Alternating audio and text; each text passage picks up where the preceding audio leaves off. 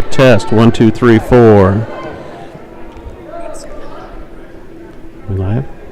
All right, fans, welcome to Beersford High School. I apologize for a little bit of the delay getting into the action here. A little bit of technical difficulties, but we are rolling now into action. This is the first duel. It'll be Beersford versus Beersford Alcester Hudson, operating now under the Rams moniker nickname. First duel here tonight will be against the Watertown Arrows, and we do have one match underway. We started at 170 pounds tonight. Jax Kedwig did win by pin over Colton Steen, and I believe what you're witnessing on the gray mat, I believe that was Jackson Mag with a win by pin over Gavel Valder for the Rams. So we'll jump into 195-pound action here on the gray mat. 195-pound action on the gray mat. Up for the Watchdogs is going to be Landon Shirk. Talk to Owen.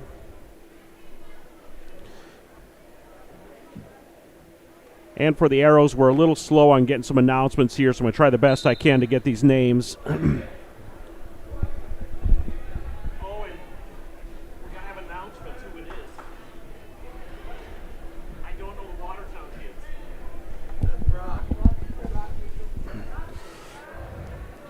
Be Brock Eatram up for the Watertown Arrows.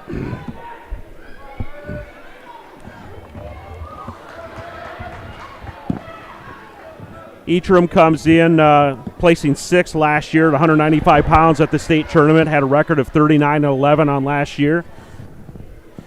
All right, test on the mic.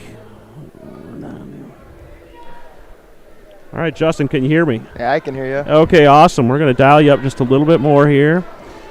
All right, fans, Jared Olson here on the microphone. Again, Justin, we're just letting people know we're a little slow getting action going here, a little technical difficulties. But we are rolling here in our third match of the night. Starting things off, Jax Kedwig did pin Colton Steen, and then Jackson Mag with pin over Gavel Valder. So now we got a matchup here between Landon Shirk, state qualifier last year. Had a record of 43-16, taking on Brock Eatram. And Eatram last year placed 6th at 195 pounds for the Arrows with a record of 39-11. Jared Olson, business manager at the Beersford School, joining you here in this broadcast. Fortunate to be joined by Justin Haneke. So, Justin, welcome. Thank you. Thanks for having me. Yeah, no, I appreciate you joining us. Again, kind of first year with live ticket, a lot of firsts. This is our first wrestling duel we've done on live ticket and our ability to split screen. So, on the gray mat, we're going to see the varsity boys duel action. On the blue mat is some JV action. We're also doing some of the girls' matches over there. So before you got in here, Justin, Taven Valder did pick up a win by pin over her opponent, and then Regis Olson with a win by pin on her opponent as well. And our two females returning from last season. Taven placed 8th at 113 pounds last year, and Reese placed 7th at 132 pounds. So a good start for the ladies on the night. All right, end of the first period over on the gray mat, and we do have Eatram with what do we got, tied 4-4 here in this matchup with Shirk.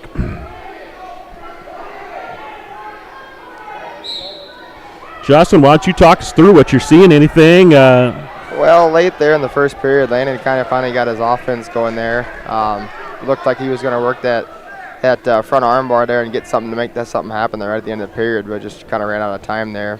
Obviously let his opponent up kind of quick here in the second, but hopefully he can get back to some of that offense he found right there at the end of the first period. All right, Shirk gives up the escape, so now down 4-5.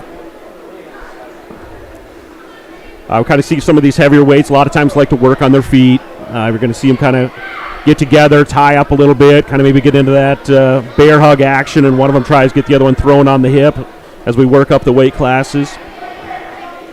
We must have started at 170 tonight, Jared. Yeah, we did start at 170, yep.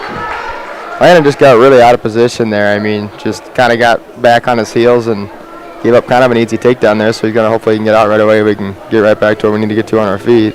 Yeah, it appeared almost as if Brock maybe just kind of got a foot on his foot and just kind of lost a step going backwards, and not really where you want to be down on the mat with somebody staring at you. Trying to get a fresh start here, though, so.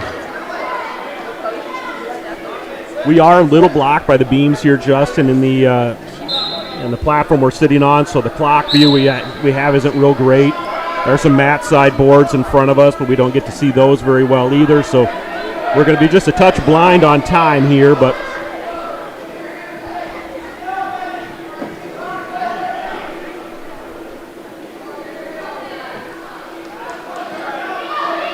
yeah, he's in a tough spot there because there's just not a whole lot working up you can do from the bottom there, because then, yeah, he's going to, opponent can hop to the other side and run that half. Now he got his arm free, so now we can hopefully try to crawl back up to a base and work up here now. Okay, got a half thrown in on the other side now. See what he kind of does from there, but Landon is getting a little bit of a base built up here. Looks like we're going to run a little short of time now. We're pretty bellied out here. Tapper is out, count it down. That is the end of the second period, so. I believe Landon has choice here coming into the third period. He's going to go ahead and choose down. All right, Shirk is down 4-7 here. Brock Etram is his opponent. 195-pound matchup tonight here.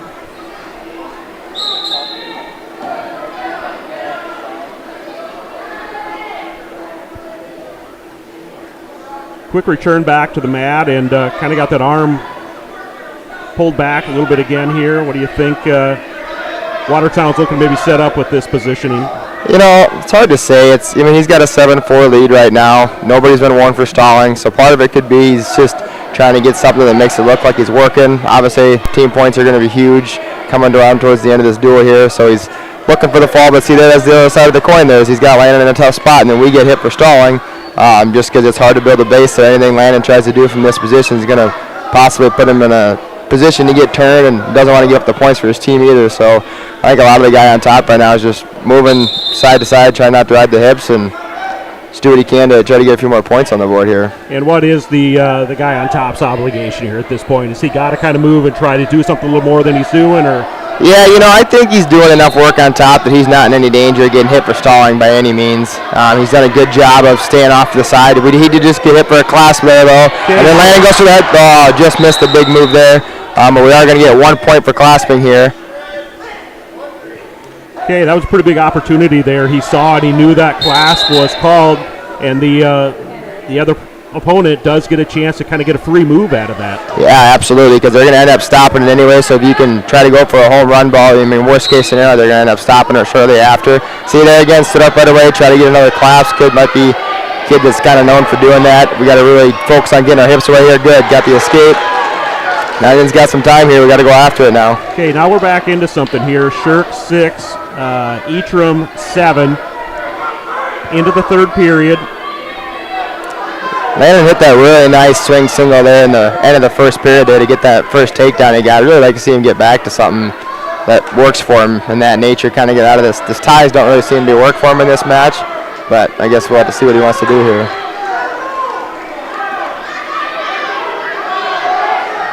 Yeah, the opponent at this point not been hit for stalling. There he's in deep on a double leg. Got in there. Just can't quite get to the corner. Kind of ran out of time. Just kind of gave up there. And that's just a tough spot because at the end of the day, hadn't been hit for stalling. So if I'm the guy that's up 7-6, probably not letting him get anywhere near my legs, knowing I can take at least 2 stall calls there at the end of the third period. All right, so Etram replacing state placer. Obviously a big match for Shirk early in the season, but he hung right in there. 6-7 loss. Pretty good match. Yeah, absolutely. 220 meters, Aaron Larson. Okay, Aaron Larson will be up for the Watchdogs. Did you catch a name there for I did 220? Not. Okay. We're going to get a little bit of help from our neighbors over here, see where they told us that is. We've got some Watertown fans right next to us. Guys, who is that for the Watertown?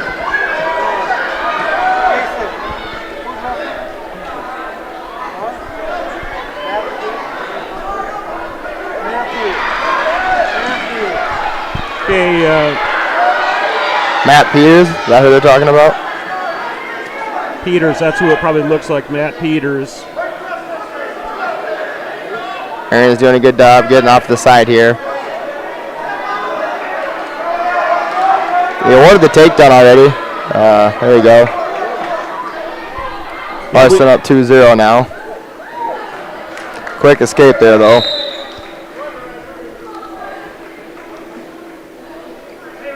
Yeah, Aaron missed our opening duel. He went to Howard on Tuesday night. He did have a little bit of illness, so he did miss that opening duel. So this is his first action for the year, getting out here in front of the home crowd here on senior night. So. Yeah, kind of forced a shot there, got himself in just kind of a bad position. Opponent was able to put a pretty easy sprawl on and get around behind him here. So Aaron's got to look to try to get away right away. He's doing a good job of keeping that guy's foot elevated, looking for the fall there. Thought he maybe could have had it. He's always right back in the same position. That's a good spot to try to get a defensive fall for Aaron, to try to just arch his back and try to get the opponent's shoulders flat and get a pin without having to actually be on top. Okay, sure. Kind of thought he had a chance maybe to squeeze out of the backside or bottom of that one, but yeah, it sure looked like he was close. And now the boots are in pretty deep. We're gonna see now he's just got to get his legs free. That's a tough spot to put yourself in there. Luckily we get out of bounds.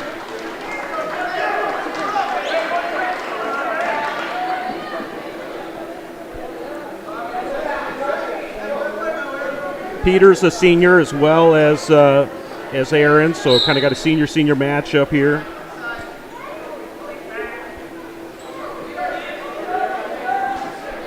Aaron was a state qualifier for the Watchdogs, or excuse me, now we're operating under the Rams now, so I got to kind of remember, we always kind of went Beersford, Alcester, Hudson, didn't have a nickname, now we're the Rams. Wow, it's kind of interesting they didn't award any near fall there, but lucky for Aaron there. So I'm going to catch myself a few times tonight not using the new Rams nickname. So we're officially Beersford, Alcester, Hudson Rams, and we're going to see some new gear. We start hitting some tournaments here in late December or January. So.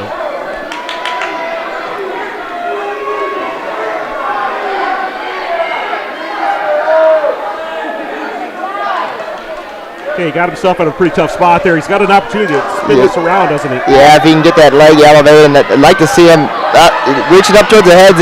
If he can pull that head in, he's got to pop his. The high man always wins in that situation there, so it just kind of happened there. Aaron had a front headlock, but his opponent come out with the same thing, and yeah, high man's always just going to win that 9 times out of 10. All right, so good opening match for Aaron, kind of get the season started, but a little room for growth there, and he'll kind of get his feet under him here as the season progresses. So. All right, up next for the Watchdogs, this will be Alex Jensen wrestling the heavyweight for the Dogs this year. He's a senior. We'll hopefully get... Okay, Micah Hawk. He is a sophomore for the Arrows.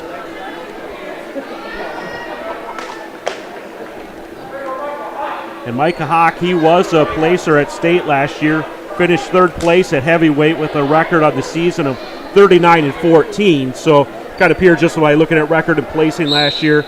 Alex got his hands full here tonight, probably a little undersized here as well. Yeah, I'd say we got a little bit of a height disadvantage here. That's a pretty good shot for a big fella right there. That's pretty impressive.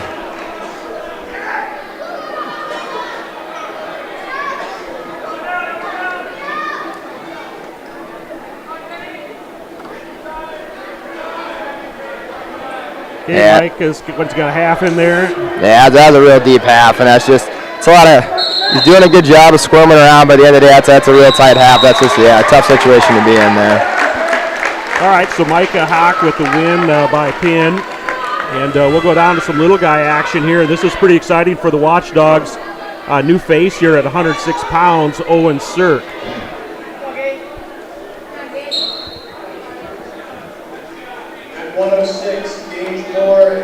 Dual score so far here. The Arrows are leading 27-0. Yeah, Owen, he should, I think we'll expect to see, unless he hits a big growth spurt, I would expect to see Owen here at 106 for a couple of years here. I mean, he's a little undersized right now. He's a scrappy. I watched him wrestle last year. He's really explosive, but just he's going to be a little undersized this year, so he's going to have to find a way to make that work to his advantage here a little bit. I did miss the announcement. Again, we've got noise-canceling headphones on. I tried to peel my ear back so I can kind of catch and hear when the announcement's made in the gymnasium. Yeah, I think I heard him say Gage Lore is who we got here. That would make sense by the weight listing here. Gage Lore, he's an 8th grader. Cirque is a freshman.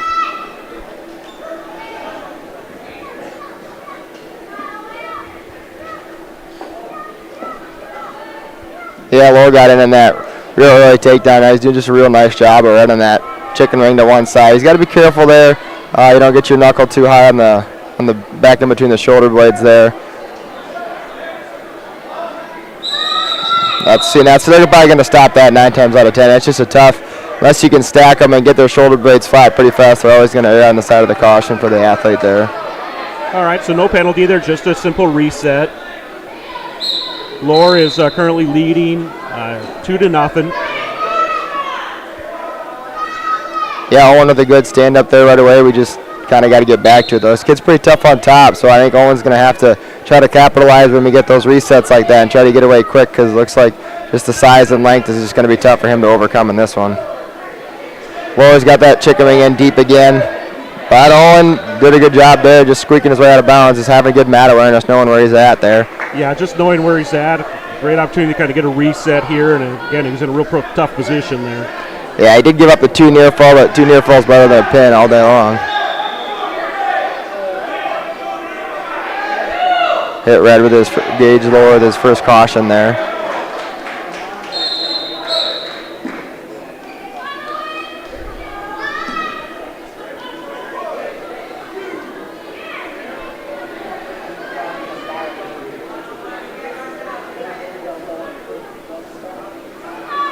Boy, he just fell right back into it. He must run that move a lot, because he just finds about every opportunity when it opens up. I mean, every little mistake Owen's made tonight, he's found that chicken wing high half.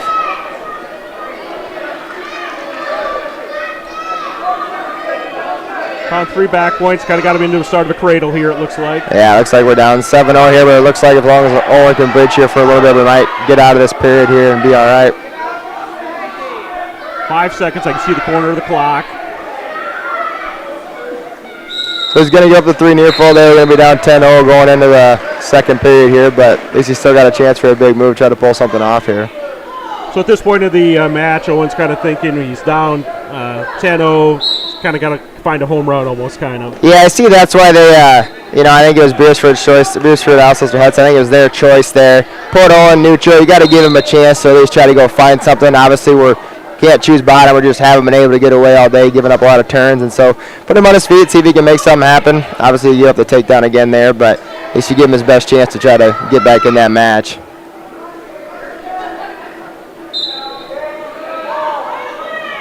Coming up a little bit later here, Watertown will duel Yankton. And then to finish out the night, they'll get Watertown on their way, heading back north, going home. And then to wrap up the night, Beersford will pair up against Yankton to kind of finish the triangular out for the night. Yeah, see, Laura's got that cradle in pretty tight again. Trying to fold the opponent's, Owen's leg down like that, probably not going to get the fall, but he's for sure going to get the tech fall here. I guess at this point, if he lets Owen off his back, it's just a tech, so he's probably going to do, yeah, there you go, just like that. Now the ref should stop it here, and it's going to be a tech fall. All right, so that is Gage Lore by tech fall over Owen Cirque at 106 pounds.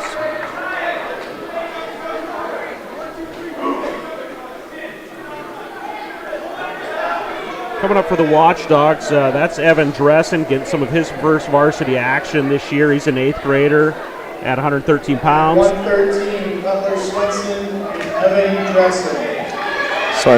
Cutler Swenson, he's an 8th grader as well. So 8th grader on 8th grader here. Swenson versus Dressen. Again, a little bit of a height disadvantage, but Evan's a pretty strong young man.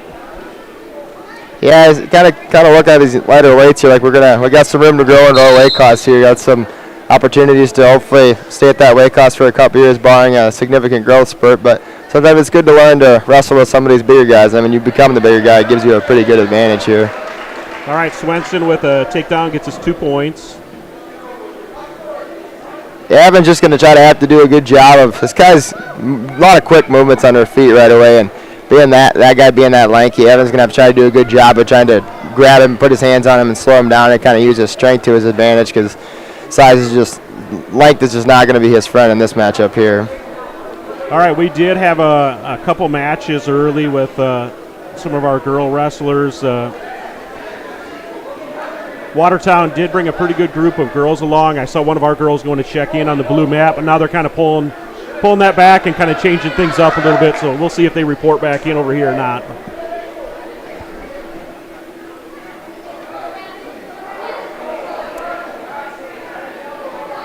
Looks like Evan got away, and he's in a high single there, but got to try to get to the corner here and try to find a quick finish. Just burning a lot of energy sitting on the bottom right there, trying to finish that takedown. Yeah, you got a bicep, ultimately trying to take care of a thigh. That's probably not a real good matchup there. Yeah, that's just what happened there. You know, he just fatigued, and just it's a long time to hold on to that leg where the top man's not necessarily burning up near as much energy as you are on the bottom trying to finish it. So hopefully we can get away again quick and get back to trying to find something here.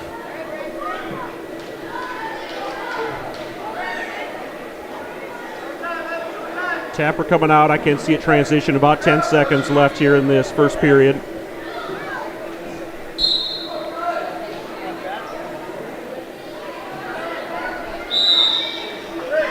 You know, it's not a bad first period for Evan. He's up against a lot taller kid. We're down 4-1. A lot of good things can happen yet. Again, 113 pounds. We started at 170. Those just joining in, Jared Olson and Justin Haneke on the broadcast tonight. Swenson chooses bottom to start the second. Hits a really, really smooth switch right off the bat there to go ahead and get a quick reversal. Evan's down 6-1 now. We just got to try to get to our feet and find something now.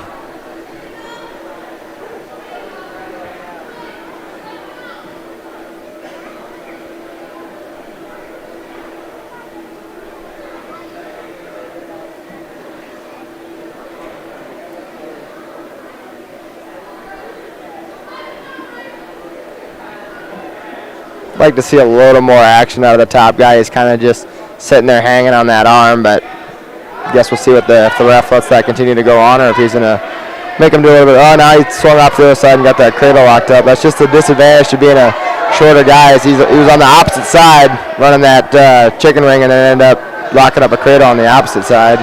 Okay, then Evan almost broke it. Now he got himself back, kind of locked in pretty heavy with that headlock. Yeah, I almost did a good job of trying to squirt out of there and just fell right into another headlock. And that will wrap that one up. Cutler Swenson with the win by pin.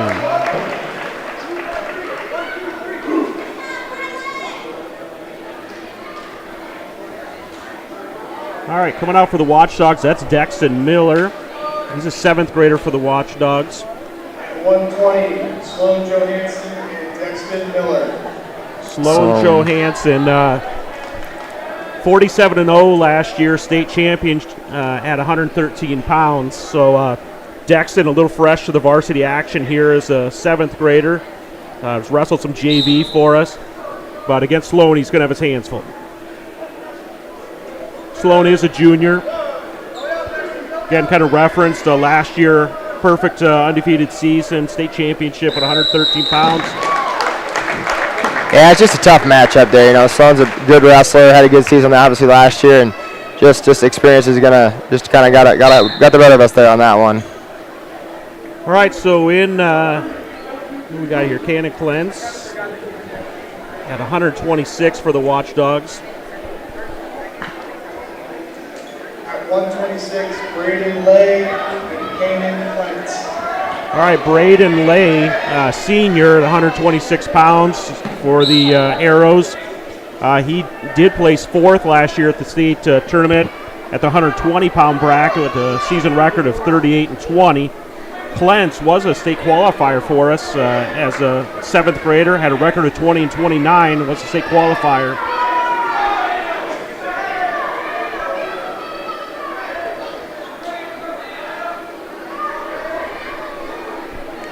Yeah, he's got that double chicken wing locked up pretty tight already. If he walks that around the head, it's going to get tight in a quick hurry and be really hard to try to get back out of that.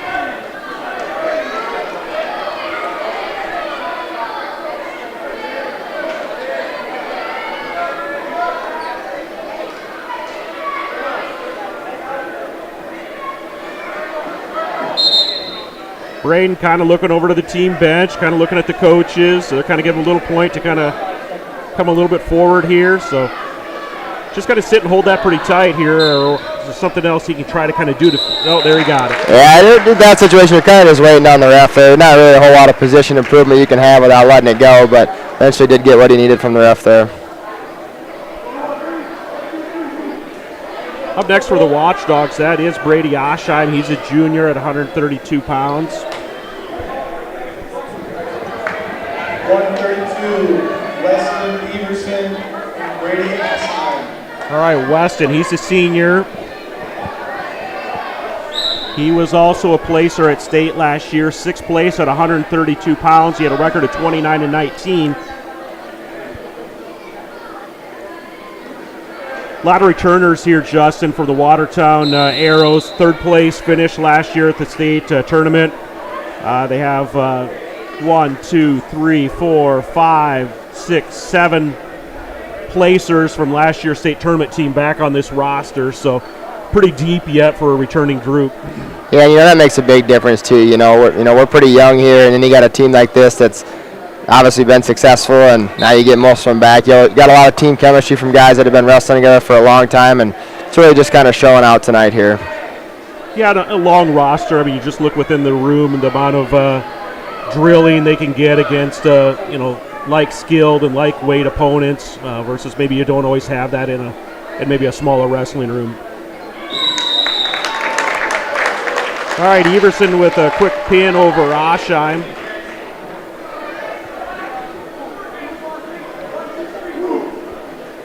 We'll now move to 138 pounds. This will be Hayden Lounsbury. He's a freshman.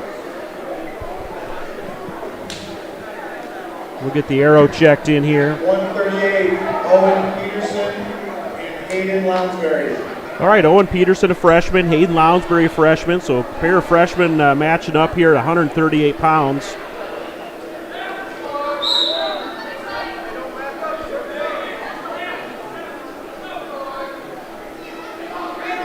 Yeah, it makes a big difference too when you got a bigger town like Watertown. They got a lot more kids in the room, a lot more practice partners. It just makes a pretty big, significant difference too. You just got a lot more guys in the room to push you and keep guys fresh for the guys that are the starters to help making sure they're getting good workouts in. And Lounsbury hit a nice double leg takedown. He's coming out front here. He's got a real big chance here to put 6 on the board for us. Can just settle his hips in and just let that kid tire himself out. Let him do the rocking back and forth and just settle in and just wait for it to happen. Keep squeezing that thing in there, Hayden.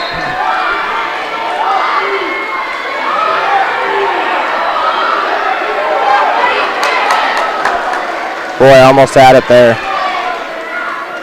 Yeah, found himself in a pretty good opportunity there to just kind of land in his lap, and no real surprise. Hayden, pretty short limbs, and nice return back to the mat. Yeah, I see we're going to get hit for clasping here. Must have just touched his hands there real quick when he was trying to get to that lift.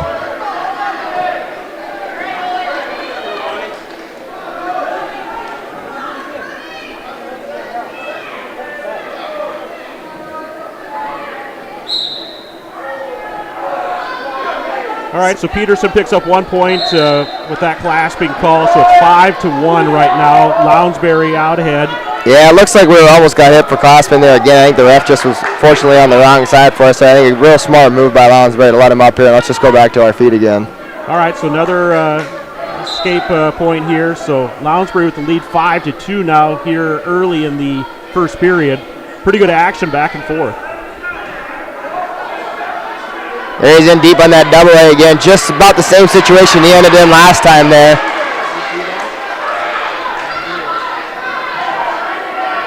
Just a nice double A takedown. Looked like the other kid was looking for a big front headlock move, and Lounsbury just found his double A like he did the first time. Yeah, he really gets in there and he just keeps driving the legs, and Peterson just really no choice other than kind of retreat back to his belly. Yeah, absolutely. Just running those feet and, yeah, did a phenomenal job there. Towel tapper is out, so we're down under 10 seconds here in this first period. Lounsbury 7, Peterson 2. Got to get a big one. Looks like we're going to get the end of the period here. Okay, Red's choice here. He's going to defer, and Lounsbury is going to get an option. He's going to look at the coach. Coach Chestnut is telling him, let's go neutral here. Giving a few of those signals. I mean, what is that kind of looking over coach? And we see that it's just a spectator, so don't know a lot, and they're kind of throwing an arm up and a twist of shoulders. And yeah, just trying to tell him that, he's in that same position twice now. He's got in deep on that double leg and then been out front to try to get the finish. So I think they're just trying to explain to him to try to catch the head or find that half next time and see if he can make it, put a finish away. I think that's a real smart move, put him up neutral on his feet there. No reason to take top there as we've had to let him go a couple times. Peterson looks like he's trying for a headlock here. Lounsbury. Yeah, high hips are going to go there. He has that back on top. If he can just settle his hips back here, find a reverse half or something, they might be able to put this one away early. Okay, he's posted the 3 points here. There it is. Huge win there for Hayden Lounsbury early in the season. And the Watchdog faithful is on their feet. So. Absolutely. It's fun to get the crowd going there. And again, I did it again. I apologize. Alcester Hudson, Beersford, Alcester Hudson, Rams. The Rams faithful are on their feet. Yeah, it's going to be a tough one to get used to, Jared.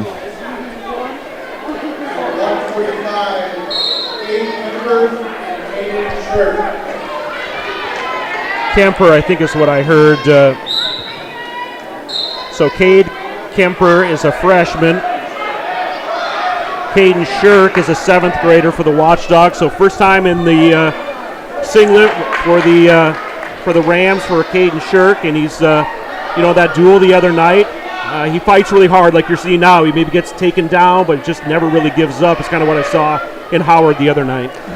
Yeah, absolutely. I coached him last year. He's just a resilient kid. I watched him come back from a lot of matches where he'd given up a lot of points. He's just always in the fight. He's a really good job of keeping himself close and trying to keep himself out of bad positions.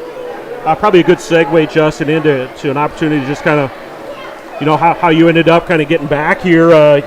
Previously wrestling out here on the floor for the squad, but ran into you at a youth wrestling tournament over in Alcester Hudson last year, and it's kind of like, hey, I hadn't seen you for quite a while. What are you up to? And you're giving back to the youth program that you were a part of many years ago. Yeah, absolutely. I've been back from college here for a couple years, and boy, that's just a real tough position there.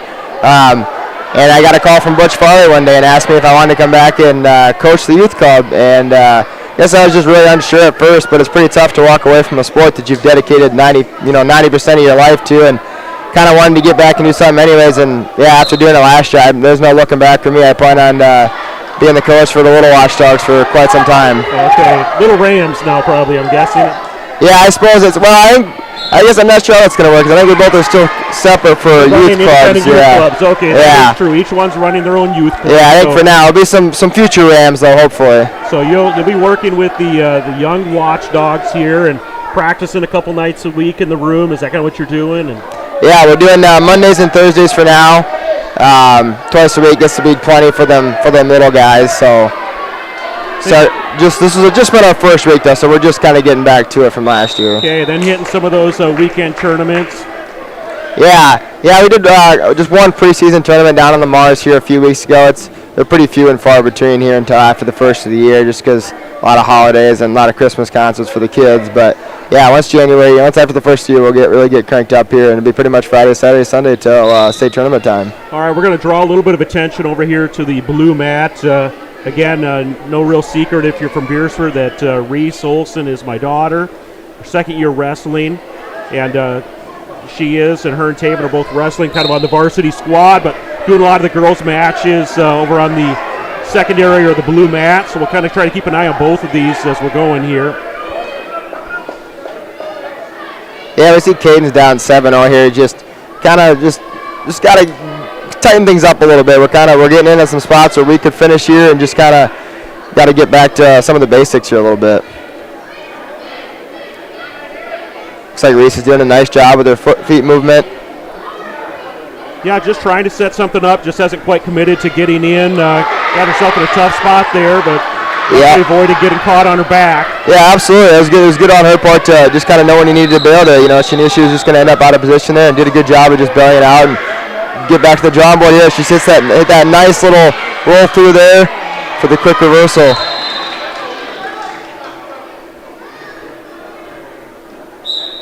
We are going to get a little bit of blood time here. Reese will head over to our athletic trainer. So Tyler will earn his money over on the sideline against the mat, but we do appreciate Avera Sports and the work that they do to help our athletes out.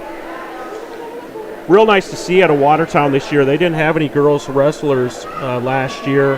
And now I'm kind of looking at the roster. 1, 2, 3, 4, 5, 6, 7, 8, 9, 10, 11. They got 12 girls on the roster, and I don't remember any of them from a year ago, so pretty exciting to see. Yeah, you know, girls wrestling has really gained a lot of ground over the past 3-4 years in all, you know, not just South Dakota, but across the country, and it's really awesome to see, you know, women's wrestling growing into the sport the way it is. I don't know what Yankton's going to bring for roster. I don't know that they have a heavyweight. Watertown's girls heavyweight Hope Orr does stand out. She did wrestle last year, but for Vibrant Hurley. So must have made a move throughout the school year, but she did place third place at heavyweight last year. Ultimately got knocked out of last year's tournament by Sierra McFarlane, and she is a 2 or 3 time state champion for the Pierre Governors. So I don't know if we'll see Hope wrestle tonight. Once Reese got set up here, Justin. It looks like she was going to run that chicken wing, and then her opponent just started going over, so she just kind of settled into what became available right away. I think if she can get that arm buried deep again, and runs that chicken wing all the way around, I think she's got a really good chance to lock that up really tight. For Watertown Arrow fans, I apologize. We're going to get a little cradle action here. That's tight. There it is. And Reese picks up another pin tonight. So she got one earlier, picks up a second one against another Watertown Arrow. So hopefully we can get Tave involved with another match here as well. But see her with her sweatshirt on over there just right now. And we'll thank Megan Plentz as well. Megan volunteering a lot of time with the girls program when she's not at work, helping out in tournaments on Saturdays. So again, big thank you to Megan and the work she's doing as well. So Caden's got herself in a pretty deep hole over here, 12-4. Gave up 3 back points. Did get the reversal coming out of it, but he's gonna have to try to come out front here and try to find a home run ball with just pretty short time here in the third period. All right, so again on the gray mat, Caden Shirk, a 7th grader, against Cade Kemper. He's a freshman. Kemper leads 12-4 into the third period. Looks like we got, 30 seconds left, Jared? Yeah, it does look like it's counting down. I can just barely see the corner. I believe we're down to about 20 now.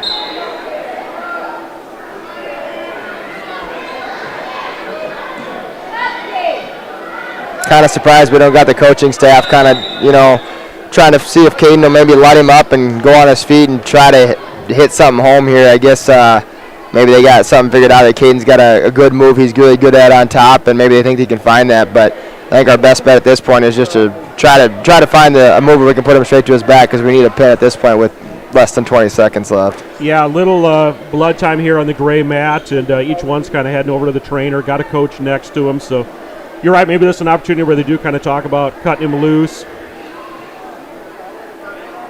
Coach is talking. Was he kind of giving that triangle signal? Is that kind of what he was showing him or not? Yeah, from what I could tell, it looks like Chestnut maybe wanted him to try an optional start. It really looks like that. I think that is what Caden's going to do, is go optional start. Hopefully try to get out front right away, find a front headlock, or you got to try to make something happen. You're just shooting for the fences at this point. Ref going to tell the bottom man that he is going to go optional start here.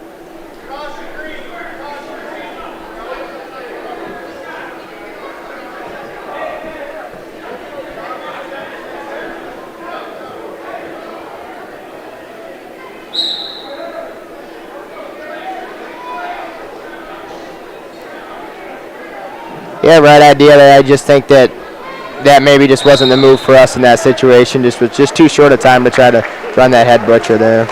All right, so Kemper picks up the decision here with a 12-4 win.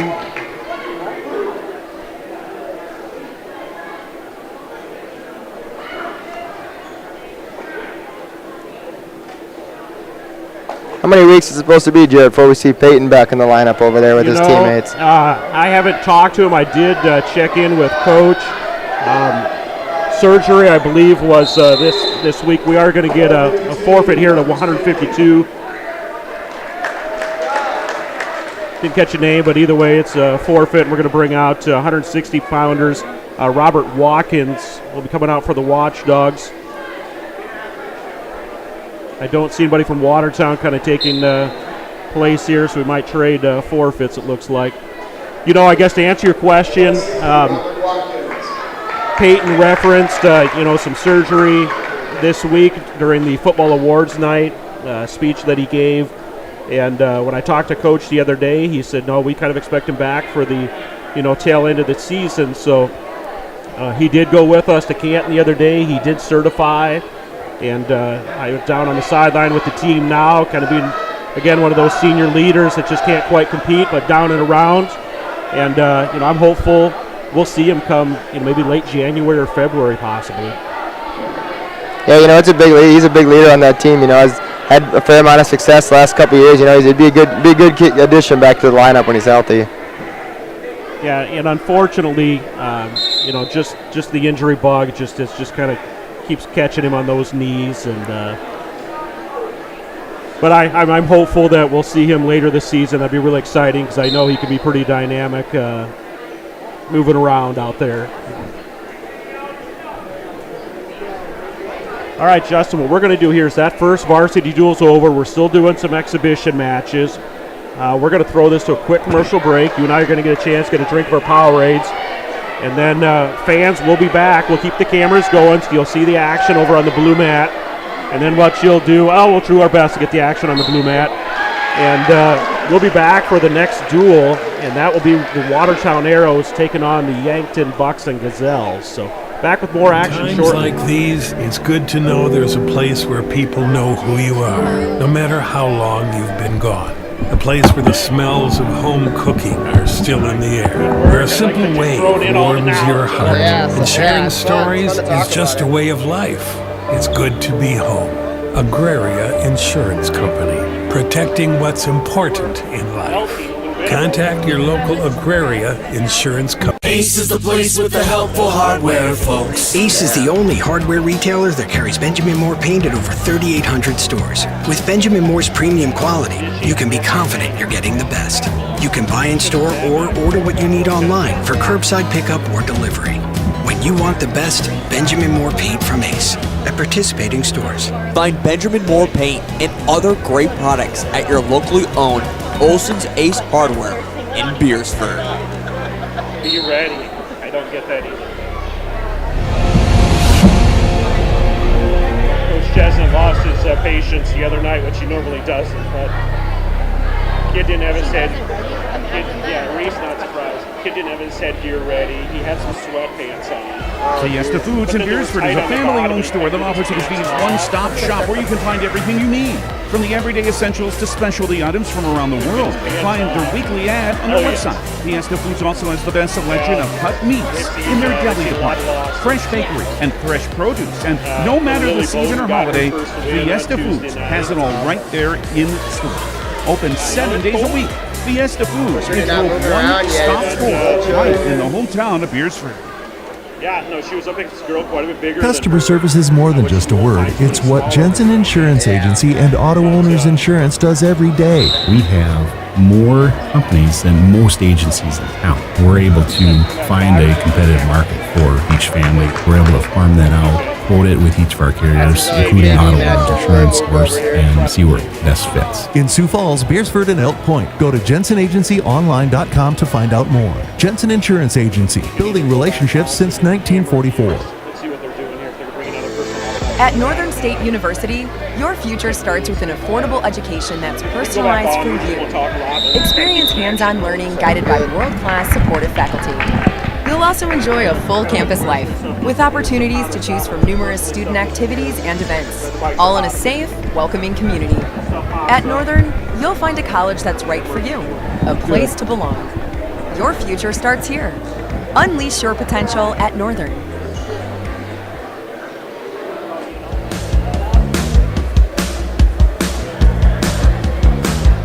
All right, welcome back to more action here again. Kind of finishing up some varsity matches, and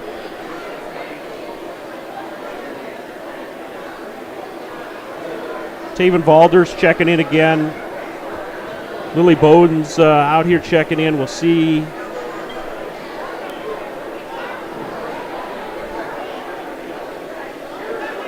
Coach Farley, he's looking at the rosters.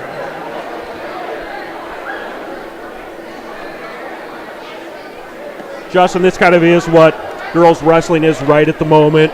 Again, for Beersford, these are varsity matches we're putting out there. But it's a little different than a traditional dual setting. They are just kind of pairing them up more like you would see in a JV action type setting. It's just you never know who's going to be there that night. And at least makes it to where, you're not maybe keeping track of team score because, obviously you're not going to have enough girls. You have to fill full teams. And so it's a really good setup the way it is, I think, right now, just to get the girls some matches. Yeah, there's the key, just trying to get matches. That's the main goal here. And they'll get some opportunities at some tournaments coming up to get some tournament action. But a night like tonight, we're just really excited to see Watertown, bringing a squad of girls, and Yankton's bringing some girls. And just trying to get as many matches out of those for everybody as you can. Yeah, especially for Watertown, they come, it's a long ways to drive. You want to try to get as many matches out of that long drive as you possibly can. And as we referenced earlier, other than Hope Orr, I don't believe any of these other girls were on the roster last year that I remember seeing at events that I was at.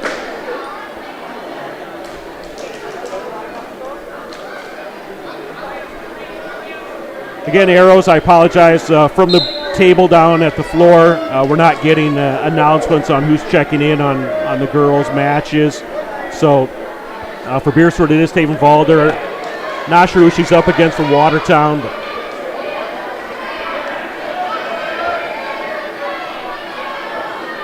Lily Bowden working on the gray mat.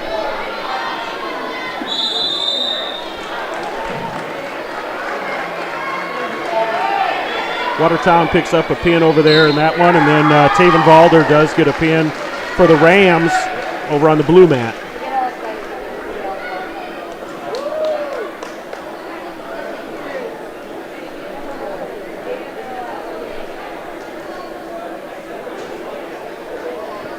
Okay, we'll see if we get any more coaches kind of looking at their sheets or pointing people one way or the other.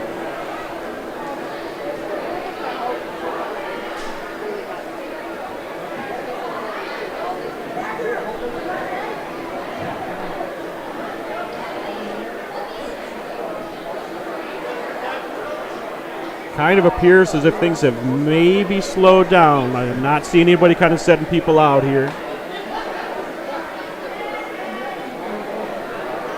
Yeah, and the official might have called for captains, possibly. I'm not sure. We'll bring the Bucks out. They should get a chance to warm up a little bit, you would think, wouldn't they?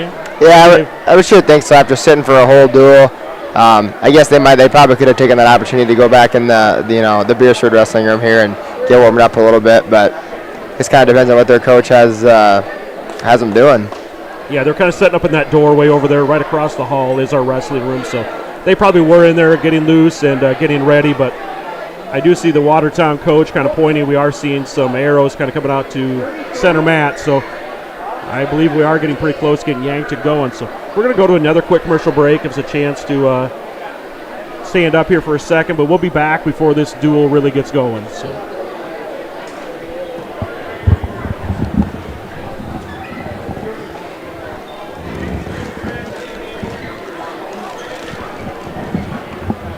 Test 1, 2, 3, 4.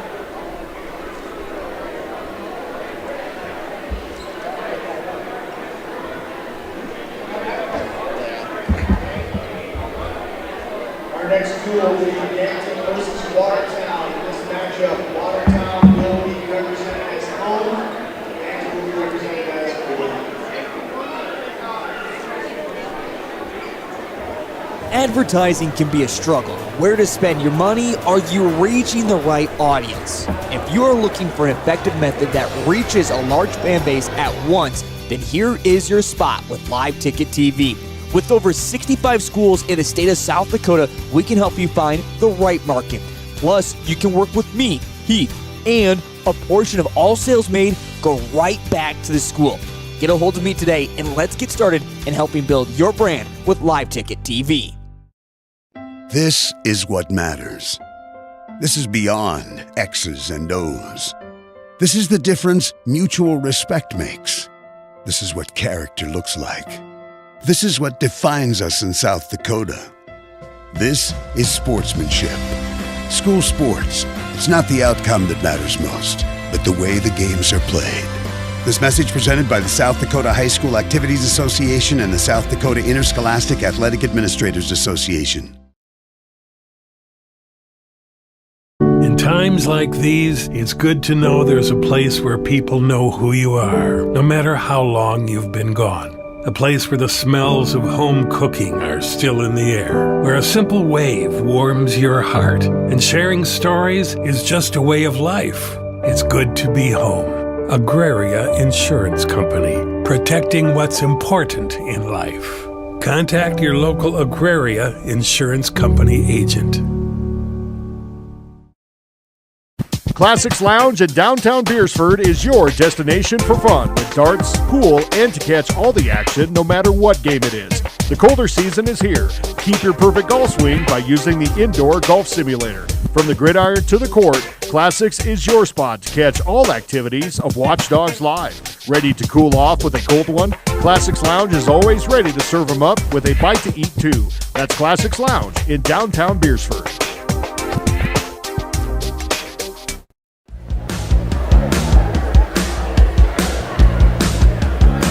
All right, welcome back to Beersford High School. Got a triangular tonight between the Beersford Alcester Hudson Rams, the Watertown Arrows, and the Yankton Bucks and Gazelles. So again, for those just joining, Jared Olson, business manager at the Beersford School, joined by Justin Haneke, graduate from Beersford High School 2014 grad, and Justin wrestled at Southwest Minnesota State. And now he's working with the youth program in Beersford, so just helping me out tonight. I didn't grow up with wrestling. I enjoy watching it. I know a little bit, but not enough, so we really appreciate you bringing some of this technical components to tonight's live ticket broadcast. Yeah, absolutely. Thanks for having me. It's been fun so far. All right, again, we'll do our best here as they looks like Coach Chestnut is down on the computer here at the head table trying to get the next duel set up on the software. Track wrestling, I believe, is what it's all put on. So yeah, it's about the simplest format out there right now is track wrestling. They do a really good job. This duel will start out at 182 pounds, so if that kind of follows what Watertown did before, that's Jackson Mag, I believe, possibly. And then for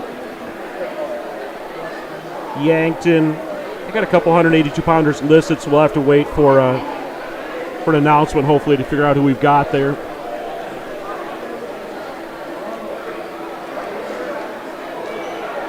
Yeah, you know, Judd, not super surprising to see maybe if Watertown picked to start up top a couple times in a row here.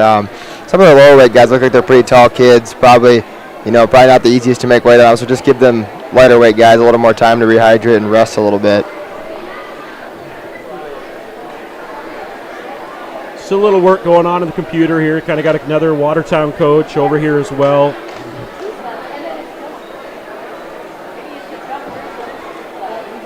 Student managers, they've done a great job. They've been with us for a couple years. They know what they're doing, but apparently it looks like we've ran into a little bit of technical difficulty on the laptop. So.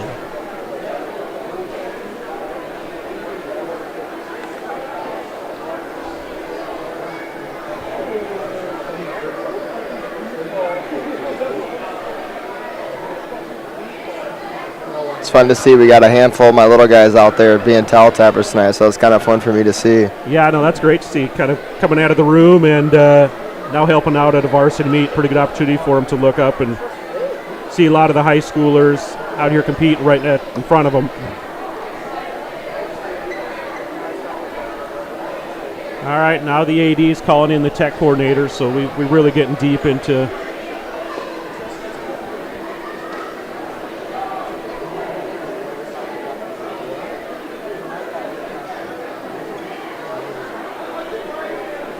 Yeah, I'm going to have to try to get into the high school room a couple times here, maybe catch them over their Christmas break.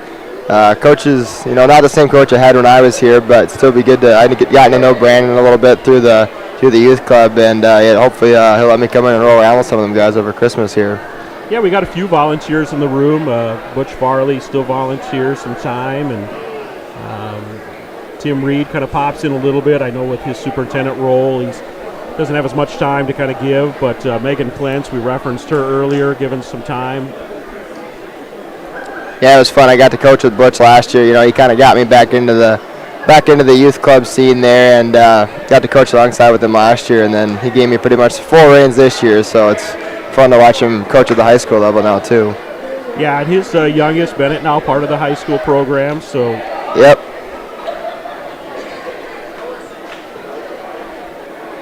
Got a little downtime. Maybe it's a good opportunity to just kind of talk maybe a little bit. You kind of referenced working with, now I think they're going to the microphone. I think we're maybe getting somewhere.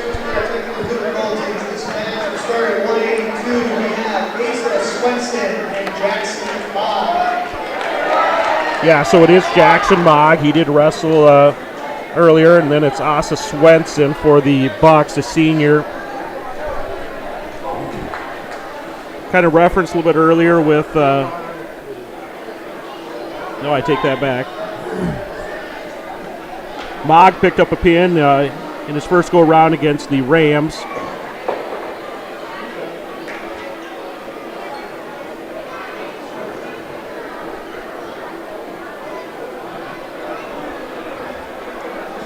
Yankton boys did have one qualifier last year's state tournament. That's Dylan Sloan. Assuming we'll see him a little bit later here. Swenson kind of coming out and being the aggressor here.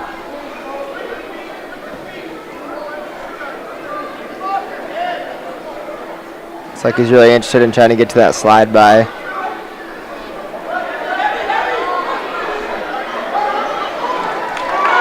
Got in. Nice return back to the mat. Yeah, looking for a quick near fall there. Looks like he is going to get a couple near fall here off of that 3 count. Looks like he's trying to dig that wrist out.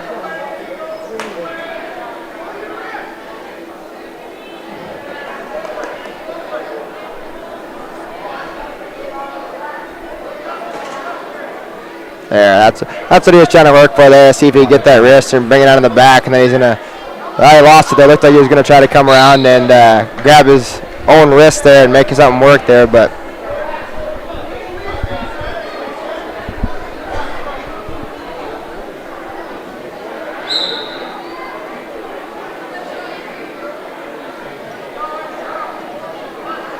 Swenson Billiard out here.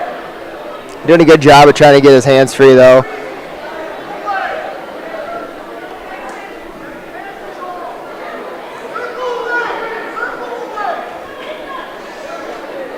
Pretty good crowd here tonight for this matchup. I do see looking across the way, the big guy just came in, so those faithful Watchdog fans through the years, our number one fan, Roger Krause, has entered the building, so he's here to take in a little bit of grappling action.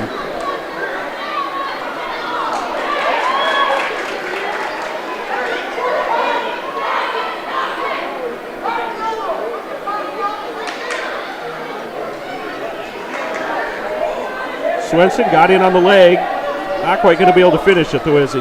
Yeah, no, just kind of shot from space there and just got himself in a tough spot. He was really extended, and it's just pretty tough on an experienced kid to try to make that work there. Clock was running out, maybe just kind of seeing if you could get something in. Yeah, no harm, no foul there. Swenson is going to choose down here.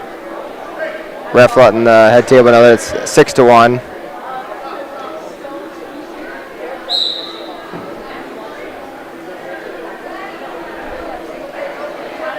kind of interesting to see Swenson choose down there. He did get rolled for quite a while and almost gave up a couple of bad situations there in that first period. And he's in a tough spot already early on in the second here. Yeah, quick half there, kind of rolled him over and a pretty quick pin. So that's 2 pins, 2 wins tonight for Jackson Mogg. And we'll roll into 195 pounds now. Etrom was out last time for the Arrows. We'll kind of listen here again to the announcement. Looks like Josh Stapish is kind of their option here at 195. At 195, we have Shaler Platt and Brock Etrom. Oh, looks like they're going to bump up their. I think he's going to bump up the 182 pounder here. All right, so Shaler Plotz, he's a junior for the Bucks. And then it is Brock Etrom for the Arrows.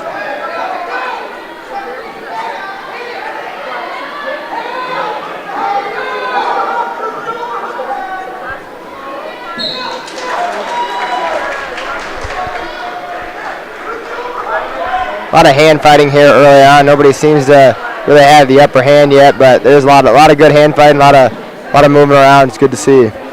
All right, so we kind of referenced earlier. We'll bring it up again now. Brock Etrom for the Arrows, 6th place last year at 195 pounds at the state tournament. Record of 39-11.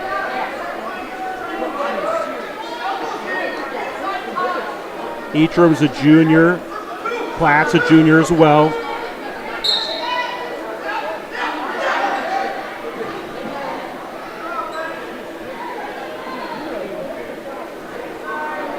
Over on the girls' side, this is a matchup I do want to kind of get a little tension on as well. For the Gazelles, that is Jet Yagi. She's a sophomore. She did place 5th at 106 pounds last year at the state tournament.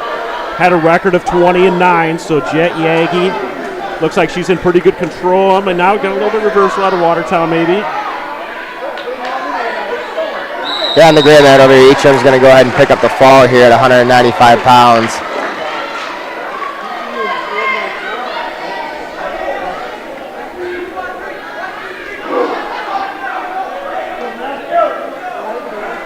Attention all Pearson Booster Club members, the hospitality area is open. Barbecue sandwiches and cookies in the south.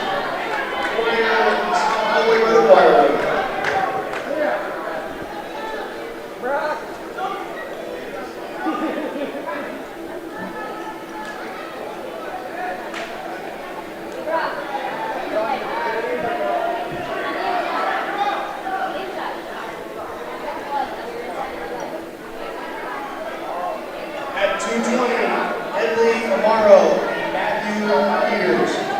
All right, Peters back out on the mat again for the Arrows. He picked up a pin in the first match. And then Edley Amaro, freshman for the Bucks. So Amaro versus Peters. Got a big flare there going towards the edge of the mat there. Amaro does look like he's got some height on here. It'll be interesting to see if he tries to use that to his advantage. He looked like he wanted to go for a body lock there.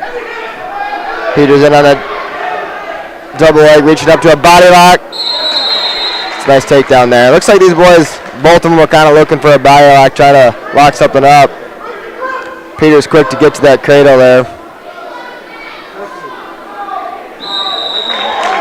And he's going to pick up the fall there at 220 here. Okay, quick pin there for Matthew Peters. We'll roll into heavyweights on the gray mat. Yagi still in action on the blue mat.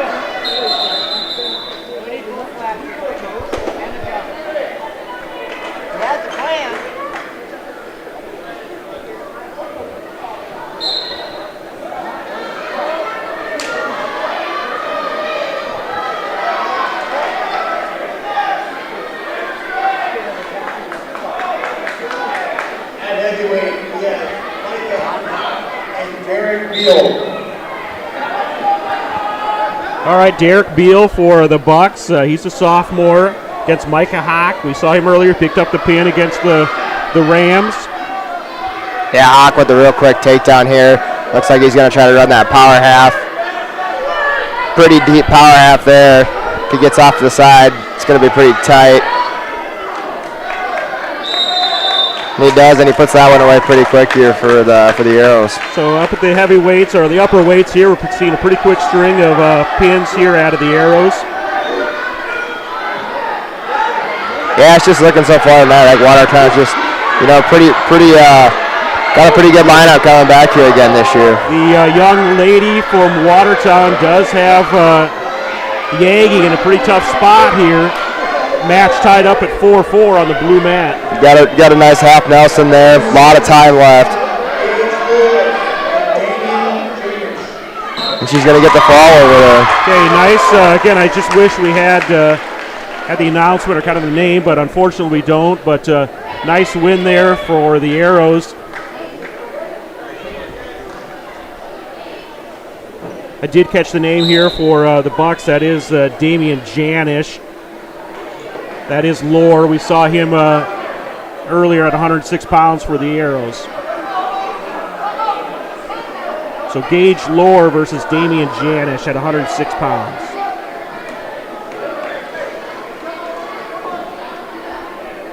Yeah, Lohr there able to just kind of use his height to his advantage there and just kind of able to grab that ankle as they were trying to get away there, and it almost ended up in a weird scramble, but was able to finish on top there. Running that hard crossways, trying to run that far side cradle there.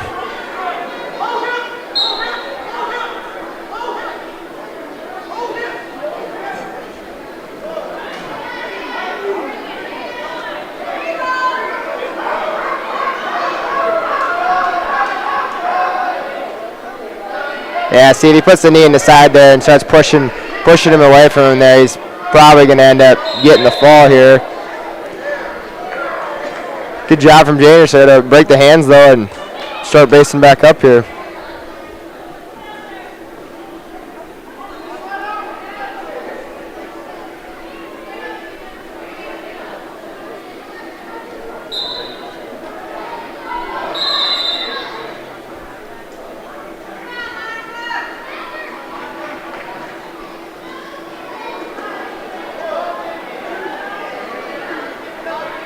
Or just kind of brought that chicken wing straight back there and just get a quick 5 count, take some more back points.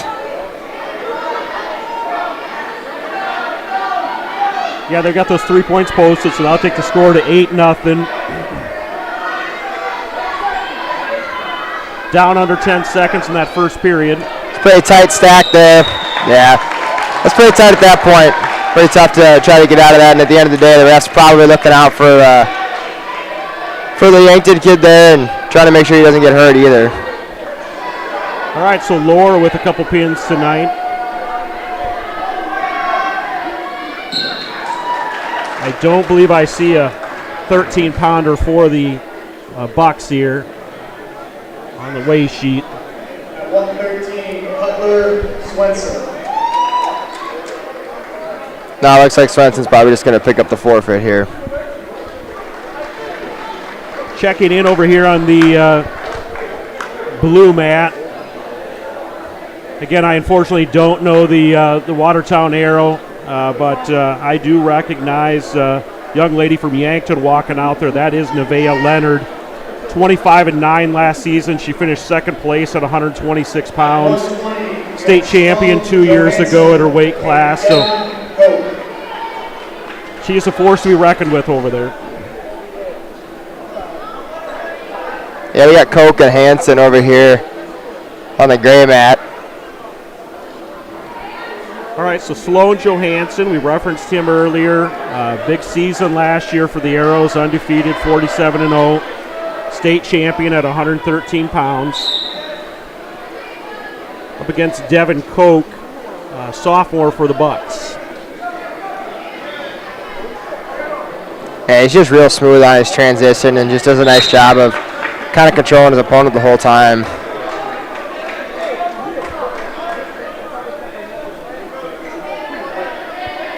Ref must have awarded the takedown there on the edge of the mat, and Sloan decided to put him right back up to neutral here.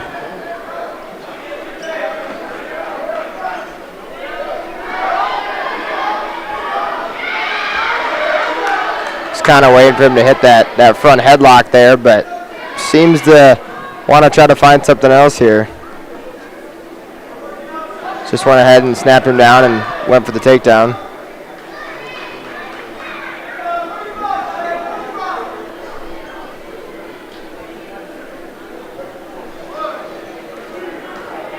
Locked up that cradle.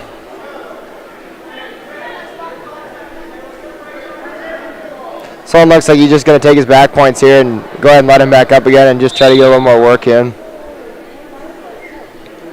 Over on the blue mat, Leonard is up 6-1. So and it's a beautiful fireman's carry right away there, right off the whistle.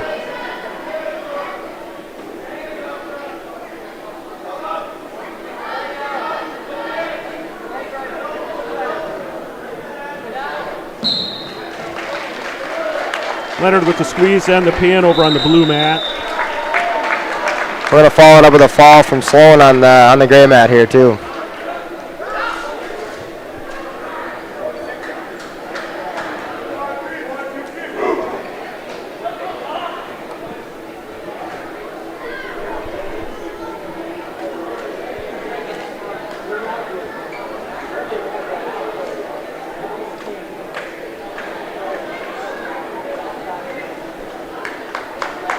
At 126, we have Brandon Lay and Dominic Medina.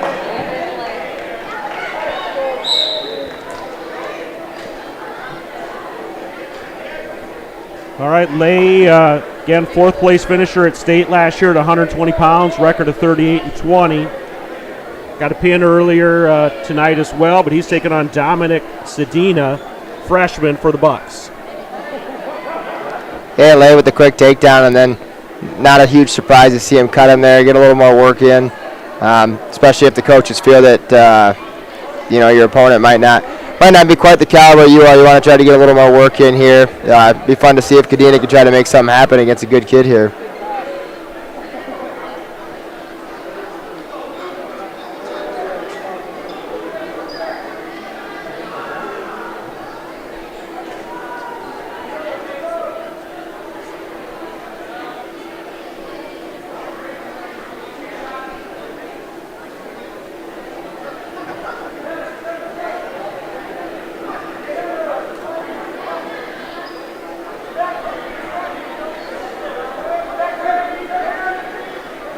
Got a little start on the conversation earlier, Justin. Maybe this is an opportunity here. We've kind of just seen a little bit of workmanship here on the mat, but just an opportunity to talk about, again, as you kind of wrapped up your senior season here at Beersford and reference, going on to wrestle at Southwest Minnesota State. What was that experience like? Kind of give us a little synopsis of what that experience was like going to the collegiate level. Yeah, absolutely. It's a big change going from high school wrestling to college wrestling for sure. Saw a lot of success at the high school level, and then go to college and kind of think you're top dog and learn real quick that you're not the best kid in the state anymore.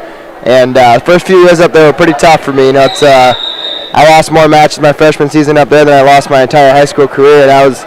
It really makes you take a step back and realize you got to put a lot more work in than you were maybe used to putting in the past. Found a lot of success my last few years up there. Was short of qualifying for nationals a couple times, but I got a lot of lifelong friends up there. Met my fiance up there, and I wouldn't take anything back. Just sport teaches you a lot, and just very thankful that I got the opportunity to go do it at the next level. Yeah, no, that's great. Little NSIC wrestling and. Getting the opportunity, like I said, just kind of stay fit, stay active, and just kind of see what your body will let you do. So. Yeah, I got the body of like a 65-year-old now because of it, but I wouldn't take any of it back. Last year when the youth club here had our tournament here, we actually had some of my old teammates come down and rep for us, so it's kind of fun to be able to see some of them guys again. No, that's great to draw in on those people, and again for them to kind of make the commitment and come back down and give up a little bit of time for the youth club here in town. That's great.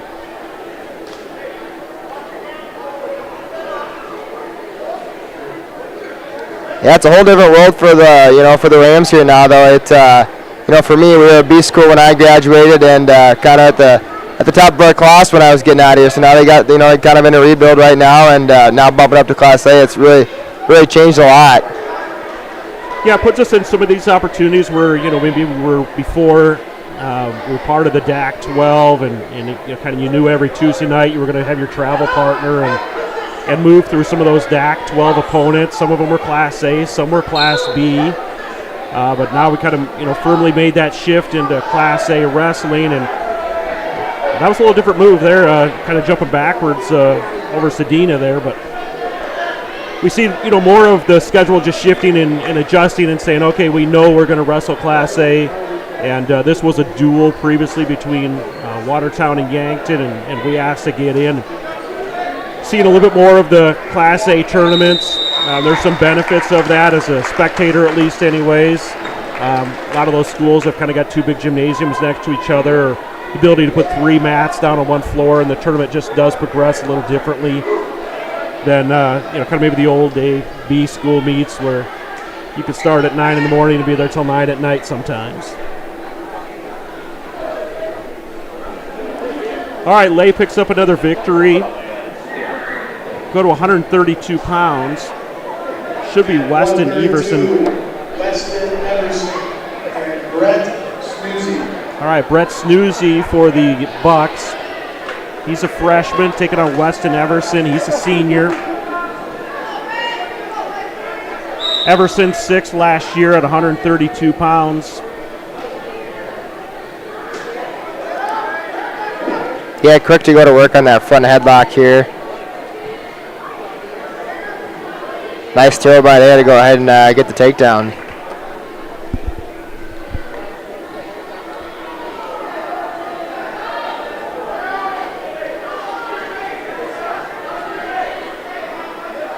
Gonna try and run that chicken ring here right away.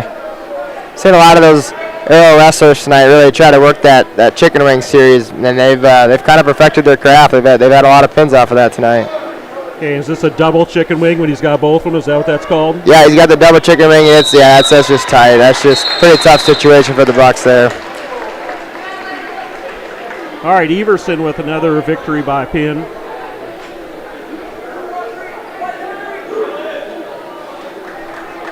All right, I hear some chants of Dylan, so I'm assuming this is going to be Dylan Sloan. He was their state qualifier last year for the Bucks.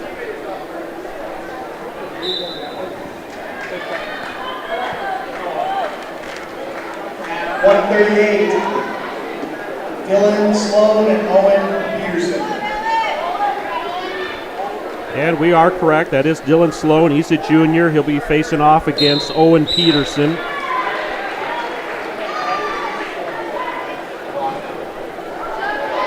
Both wrestlers going up top here right away. Sloan looks like he's going to end up with the better end of it here if he can pop his head out.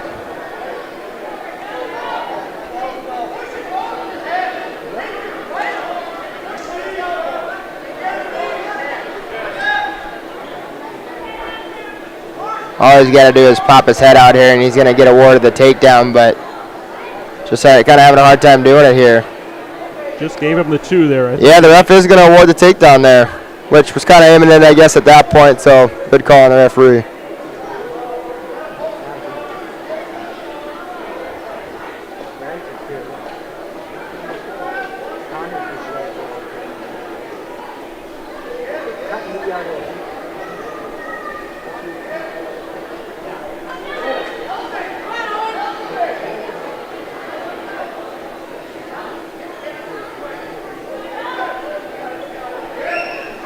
Ref going to watch this move closely. When he's got that leg in there, he's going to try to put that arm behind his head like that. And ref's just really going to watch the other shoulder here to make sure it keeps it legal. And got to watch himself there. Sloan probably could have got maybe called for a defensive fall there. I did see both his shoulders. Didn't matter. It came out on top, but it was a chance for Watertown to get a fall there. All right, Sloan picks up a pin victory over Owen Peterson. Progresses on to 145 pounds now.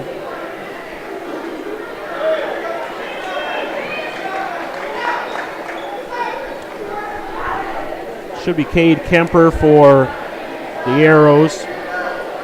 At 145, have Cade Kemper and Chase Platt. Yeah, Chase Platt, freshman for the Bucks, will be going up against Cade Kemper for the Arrows.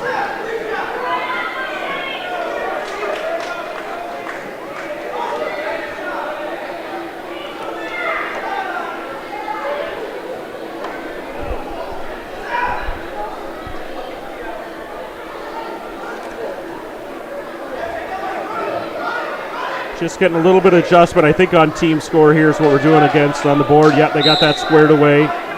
Arrows do lead 54-6 right now.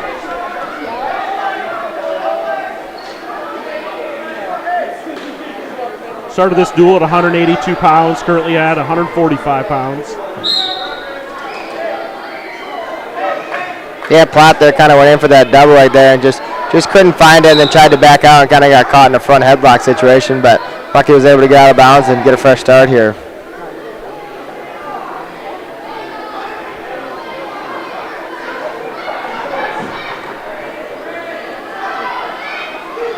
Nice throw by there, just wasn't there, and did a good job of backing out right away and getting back to his feet. Try to avoid getting put in a tough situation. In on it again. Platt's fired off 3 shots in a row now. Finally gets in deep on this outside single. Nice inside trip, and you're going to go ahead and get the first takedown of the match here.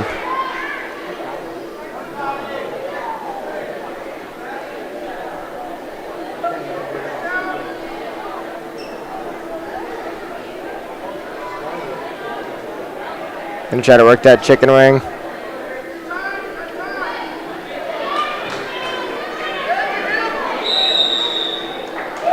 Ref is going to call the fall there. They call a quick pin there. Yeah.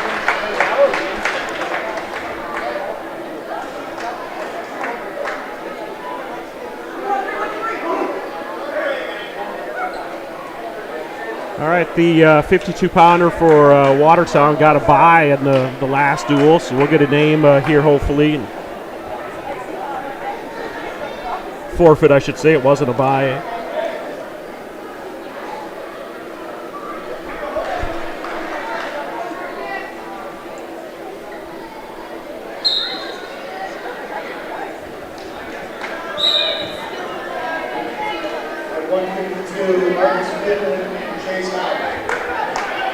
Marcus Pitkin for the Arrows and Chase Howe for the Bucks. So Pitkin versus Howe.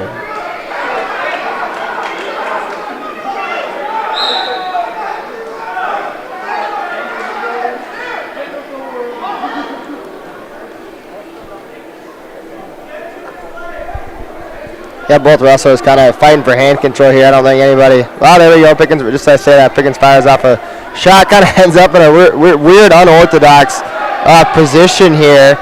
Be kind of curious to see what he tries to do out of that, as he's got his arm wrapped around the inside of the leg. Now Howe's kind of got himself in, not quite able to finish it though. Yeah, Howe looked like he was going to be able to turn the corner there, and just wasn't able to hold his ground there and give up the takedown.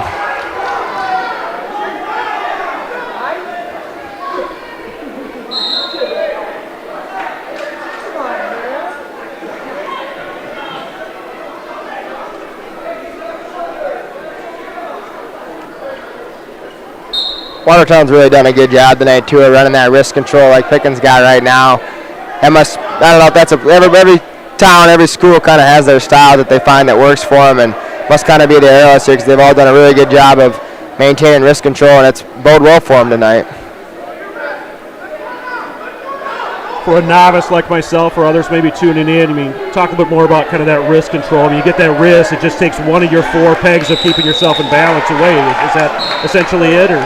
Yeah, it just doesn't give you a chance to build up, and then just like there, you get one arm behind your back like there, and it's just there's a lot more options for the offensive wrestler than the defensive wrestler there. Essentially, the defensive wrestler's arm almost becomes like a lever for the offense then. Yeah, absolutely. Especially once you start using that leverage at a certain angle, it starts to put the defensive wrestler in an uncomfortable position in a quick hurry.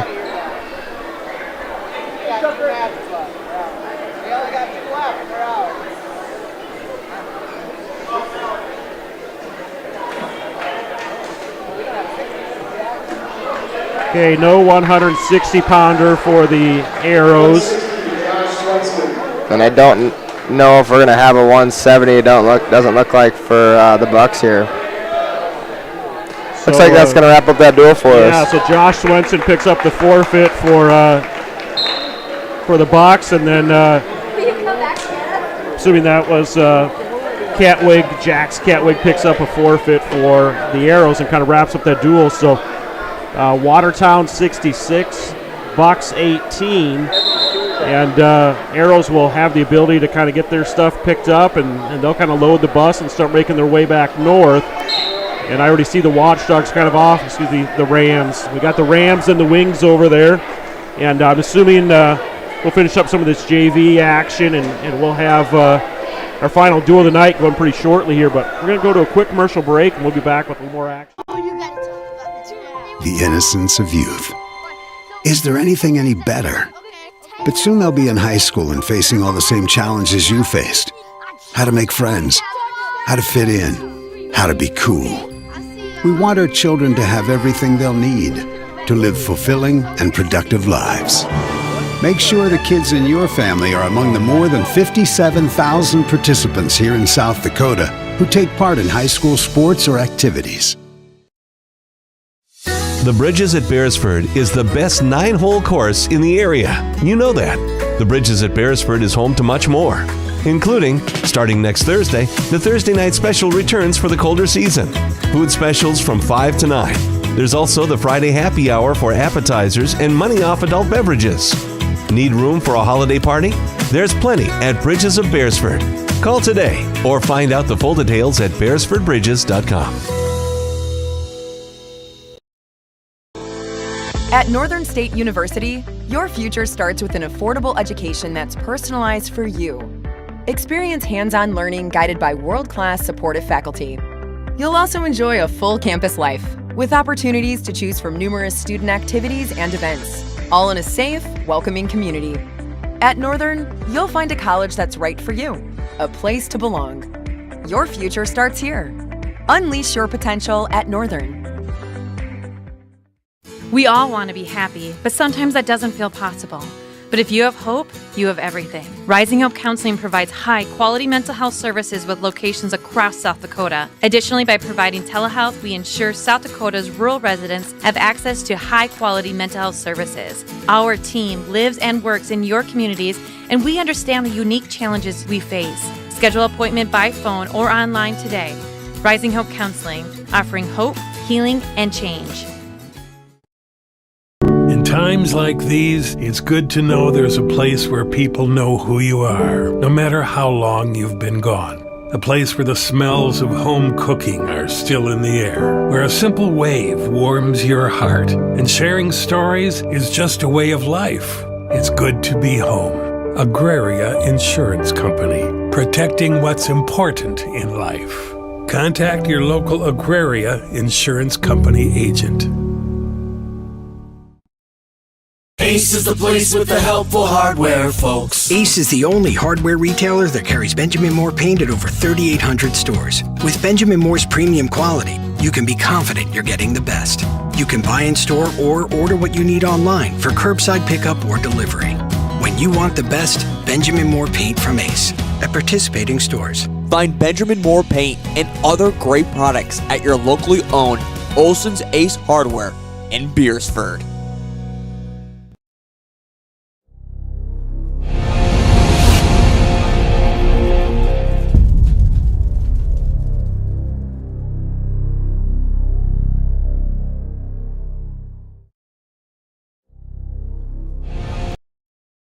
Fiesta Foods in Beresford is a family-owned store that offers a convenient one-stop shop where you can find everything you need, from the everyday essentials to specialty items from around the world. Find their weekly ad on their website. Fiesta Foods also has the best selection of cut meats in their deli department, fresh bakery, and fresh produce. And no matter the season or holiday, Fiesta Foods has it all right there in store. Open 7 days a week. Fiesta Foods is your one-stop store right in the hometown of Beresford. Customer service is more than just a word. It's what Jensen Insurance Agency and Auto Owners Insurance does every day. We have more companies than most agencies in town. We're able to find a competitive market for each family. We're able to farm that out, quote it with each of our carriers, including auto owners insurance, of course, and see where it best fits. In Sioux Falls, Beersford, and Elk Point, go to JensonAgencyOnline.com to find out more. Jensen Insurance Agency, building relationships since 1944. At Northern State University, your future starts with an affordable education that's personalized for you. Experience hands-on learning guided by world-class supportive faculty. You'll also enjoy a full campus life with opportunities to choose from numerous student activities and events, all in a safe, welcoming community. At Northern, you'll find a college that's right for you, a place to belong. Your future starts here. Unleash your potential at Northern. Advertising can be a struggle. Where to spend your money? Are you reaching the right audience? If you're looking for an effective method that reaches a large fan base at once, then here is your spot with Live Ticket TV. With over 65 schools in the state of South Dakota, we can help you find the right market. Plus, you can work with me, Heath, and a portion of all sales made go right back to the school. Get a hold of me today and let's get started in helping build your brand with Live Ticket TV. This is what matters. This is beyond X's and O's. This is the difference mutual respect makes. This is what character looks like. This is what defines us in South Dakota. This is sportsmanship. School sports, it's not the outcome that matters most, but the way the games are played. This message presented by the South Dakota High School Activities Association and the South Dakota Interscholastic Athletic Administrators Association. In times like these, it's good to know there's a place where people know who you are, no matter how long you've been gone. A place where the smells of home cooking are still in the air, where a simple wave warms your heart, and sharing stories is just a way of life. It's good to be home. Agraria Insurance Company, protecting what's important in life. Contact your local Agraria Insurance Company agent. Classics Lounge in downtown Beersford is your destination for fun with darts, pool, and to catch all the action no matter what game it is. The colder season is here. Keep your perfect golf swing by using the indoor golf simulator. From the gridiron to the court, Classics is your spot to catch all activities of Watch Dogs Live. Ready to cool off with a cold one? Classics Lounge is always ready to serve them up with a bite to eat too. That's Classics Lounge in downtown Beersford.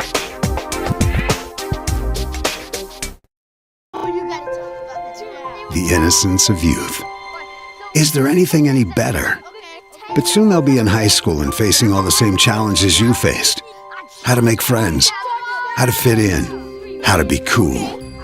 We want our children to have everything they'll need to live fulfilling and productive lives.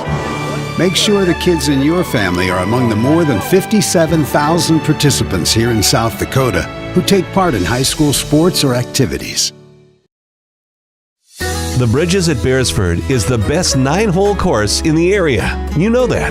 The Bridges at Beresford is home to much more, including, starting next Thursday, the Thursday night special returns for the colder season.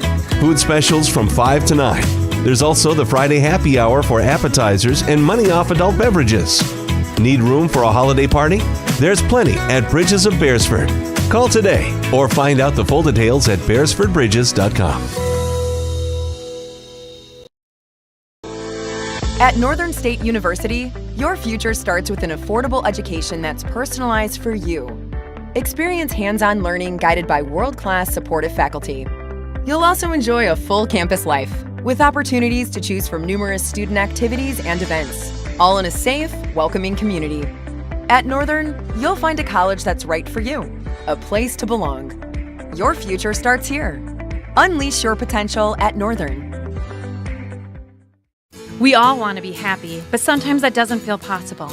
But if you have hope, you have everything. Rising Hope Counseling provides high-quality mental health services with locations across South Dakota. Additionally, by providing telehealth, we ensure South Dakota's rural residents have access to high-quality mental health services. Our team lives and works in your communities, and we understand the unique challenges we face. Schedule an appointment by phone or online today.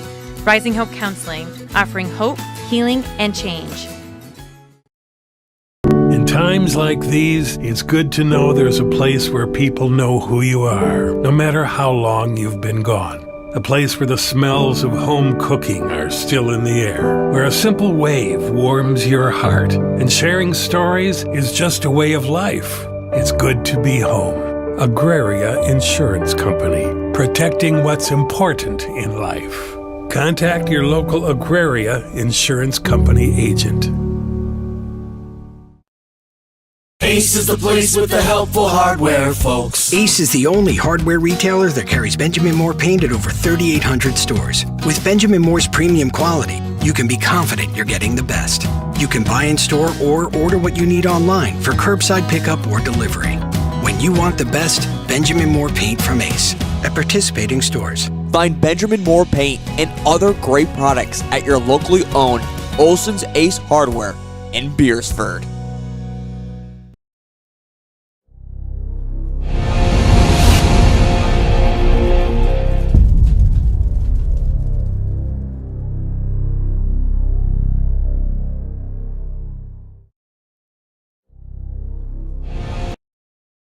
Fiesta Foods in Beersford is a family-owned store that offers a convenient one-stop shop where you can find everything you need.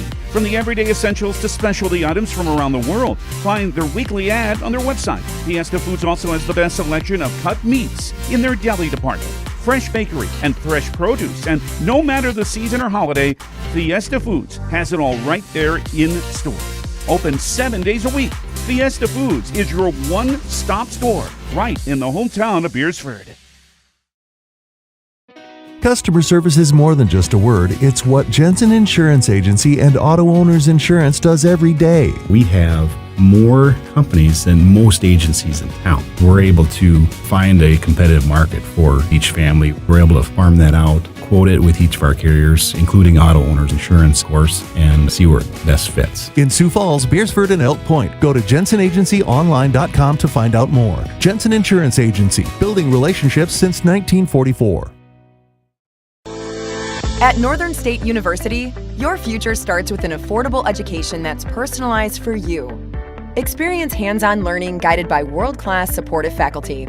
You'll also enjoy a full campus life with opportunities to choose from numerous student activities and events, all in a safe, welcoming community.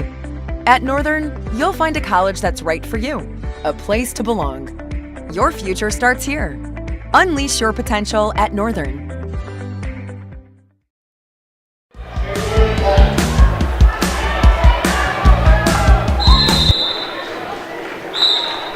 All right, welcome back to action here at Beersford High School.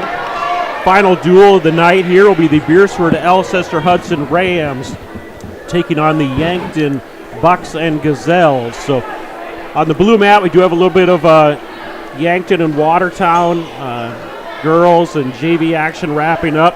But out here on the gray mat, start of this duel is at 195 pounds. This is the Rams senior Landon Shirk and junior Shaler Platt for the Bucks.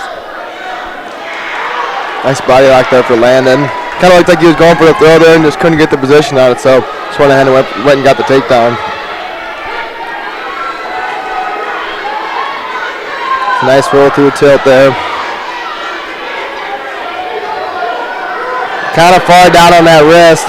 Good recovery though.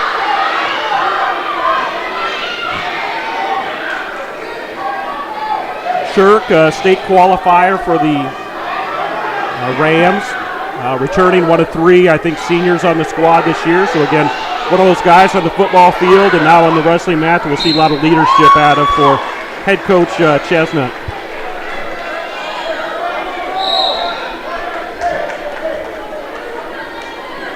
Couple more near fall there, puts Landon up 6-0 here.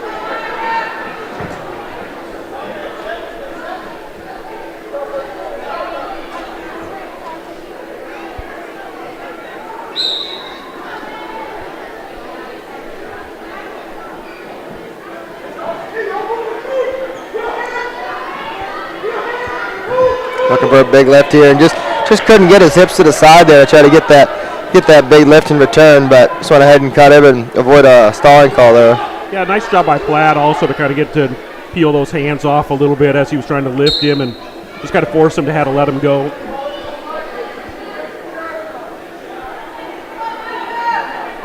Platt in, took it. Yeah, just shot from a lot of space there. Just put himself in a bad position. Had the shot there, just shot from a little too far away. Yeah, you like the aggressive approach. Like I said, just a little too far away to really be effective there. And Platt was kind of saved by the clock there. Tapper came out and put an end to that first period. A couple more near fall points. Shirk gets out to a 10-1 lead here after the first.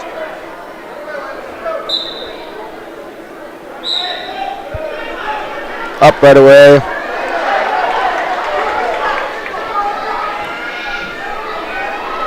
Just a real quick escape there for Landon.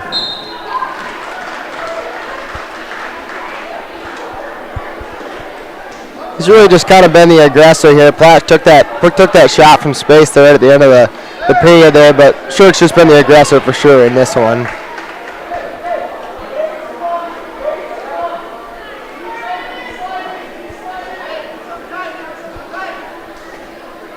As you can hear Chestnut saying there, get something tight. You know, team points might end up being a big deal in this duel here. So I think Chestnut's just trying to get him to, you know, find a move that's going to put him away and get the fall here instead of a tech fall.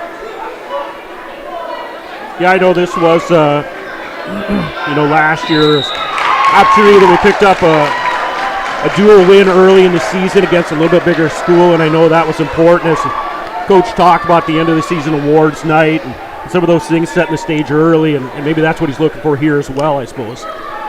Yeah, Landon does a good job getting his team going there, and got 6 points on the board for the Rams right away. All right, next up will be Aaron Larson, and this is Asa Swenson at 180. Oh, excuse me. Edley Amaro.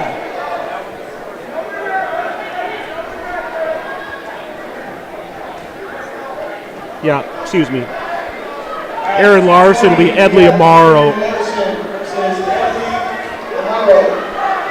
So Amaro versus Larson here at 220 pounds. Yeah, Larson looks a little undersized here. He's going to have to try to find something that's going to work to his advantage here. There are a lot of heavy hands here. I'm kind of surprised the ref hasn't stopped a couple of these clubs yet. Then there he is. There you go ahead and got the stop there. All right, so Amaro's coming out aggressive here. Just a little too aggressive, an opportunity for the official to step in and just kind of cool things down a little bit. Yeah, you just want to make sure that situation doesn't get out of hand. You know, it's just stop it before it gets to that point. And you see a lot of hand fighting, a lot of hands around the head. That's common. It kind of starts more of the swinging and kind of hitting. That's when officials got to kind of step in. Yeah, what the officials really looking for there is the wind up. You know, when they get a wind, you know, if you keep it close to your body, you get away with a lot. It can be a pretty hard club to the side of the head there, but it's when you get a big wind up, the ref's going to call that every time. Nice shot there by Larson. See if he can finish it off here. Not quite going to be able to do it. Morrow just did a good job of just putting his Larson right back in that though. Did get the takedown man on the edge of that. Morrow did a good job on just planting his foot straight back down on that first takedown, and then just a nice reshot by Larson there. Larson's not giving up that leg.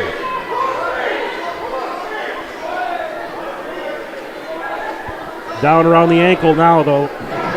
I don't know what kind of roll Larson was trying there. Kind of backfired on him, and then Amaro's going to go ahead and get the reversal. Ref's going to stop that all day long for full Nelson. Can't obviously put both hands underneath the arms on top of Larson's head there. All right, Larson will get a chance to kind of get himself reset here.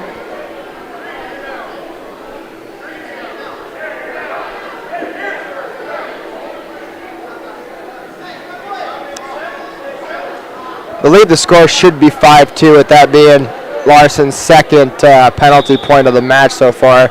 And you include that takedown, it should be a 5-2 score here.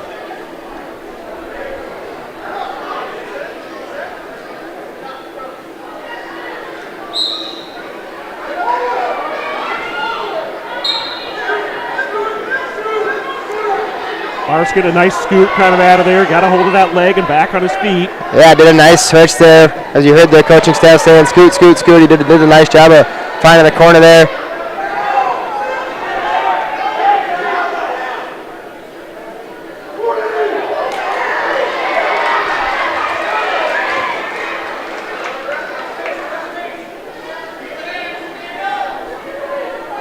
Down under 10 seconds.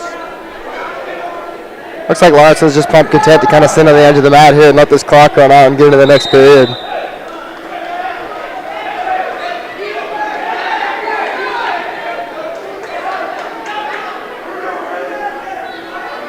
Morrow does appear to be maybe just a little shaken over there.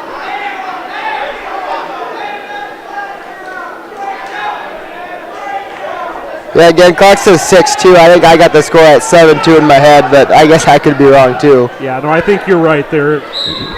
As you explained it earlier, that kind of made sense of the action. Yeah, I think we got that first penalty point for a hard club right at the end of the beginning of the first period there, and then a full Nelson and 2 takedowns. So I guess we'll just hope this match doesn't come down to a close enough score where we got to worry about it. But a quick reversal here for Amaro. And Aaron reaches up, grabs the arm there and gets a reversal of his own. He's got a real nice, just needs to settle in there, just not rush it, just find there it is, gets the ball right on the edge of the mat.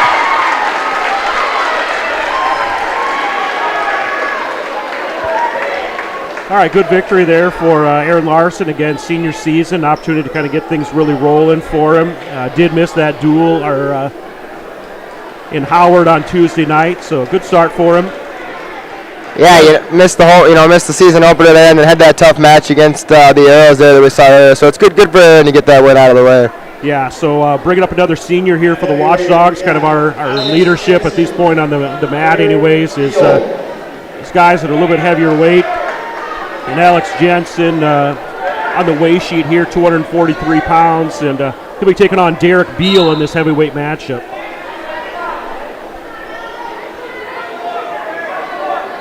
Jensen, just a nice double right there, just pretty much textbook right there. But head right where it needed to be, grabbed right behind the knees, and yeah, just a textbook double right there. Going right into that head butcher. Just needs to circle a little more there, circle a little more towards the head, and now he's got him. Now he should be able to put him away here. All right, so this has got to be exactly what the coaching staff was looking for to get this duel started. You got your senior leadership at the top of the roster and listing here, and you get yourself out to an 18-0 start, and now you bring in some of your little bit younger guys, and hopefully they can carry a little bit of that momentum going forward. Yeah, absolutely. You got the momentum on your side right now, and you just hope that you got enough energy flowing over there on the bench over there that it just keeps following the rest of the lineup here. All right, so Owen Sirk, freshman, will be taking on Damian Janish. He's an 8th grader for the Bucks. Sirk just undersized here. He's gonna have to find something that on Janish here that he can try to exploit, because he's definitely going to be the undersized wrestler here in this one. Yeah, 106 pounds. Again, I've got a weigh sheet here, and Sirk weighed in at just about 93 pounds this afternoon. So this is kind of what he's going to see all year. But this is a kid that also, as a middle schooler, I watched some middle school football, and he was a running back for the Alcester Hudson Cubs football team, and he is scrappy. So we'll see what he can kind of make of this one here. Yeah, he's doing a nice job in that sprawl there, keeping his legs back, not letting Janish get to his finishes there. Just Janish has got some length on him, so he's going to have to try to find a way to get to the corner here. Try to get his points to cord. Trying for that chin whip there. Just it's a big kid. It's a big size gap to try to throw around in a move like that. Did get it squared back up with him. It just unfortunately kind of got a little twisted and back out of balance, and just kind of wisely got to his belly here. Yeah, it wasn't even that Sirk necessarily ended up in bad position at any point there. He just outsized. Again, like you mentioned earlier, Jade, he's probably going to run into that all year long, and him and the coaches are going to have to sit down and just try to find a group that's going to work for him this year.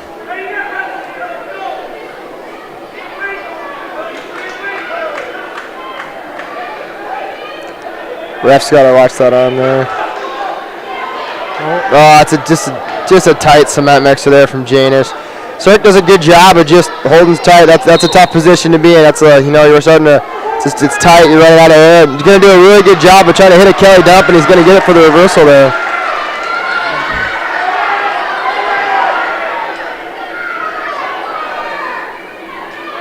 Down a couple seconds left here.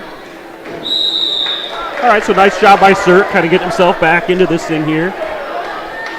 Yeah, absolutely. Just wrestled the whole period, just never giving up, and found his reversal that he desperately needed there at the end of the period.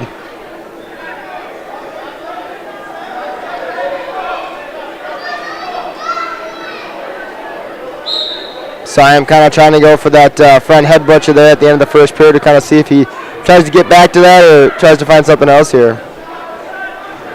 So is it one of those, as you're wrestling, you kind of take what's given, or you really are going in trying to look and get something set up? Yeah, it just depends a lot on the style of the wrestler. If I was not a long, lanky kid, so I had to kind of, for me, it was whatever presented itself as what was going to work. A lot of long, lanky kids that can go for a cradle and pretty much get a cradle from just about anywhere. So some of it depends on the side, and a lot of it just depends on your style. I don't know Owen well enough, I guess, as being a cub when he's a younger wrestler. I guess I just don't know his style well enough to see if he's going to necessarily go for something or just kind of see what's going to present itself tonight.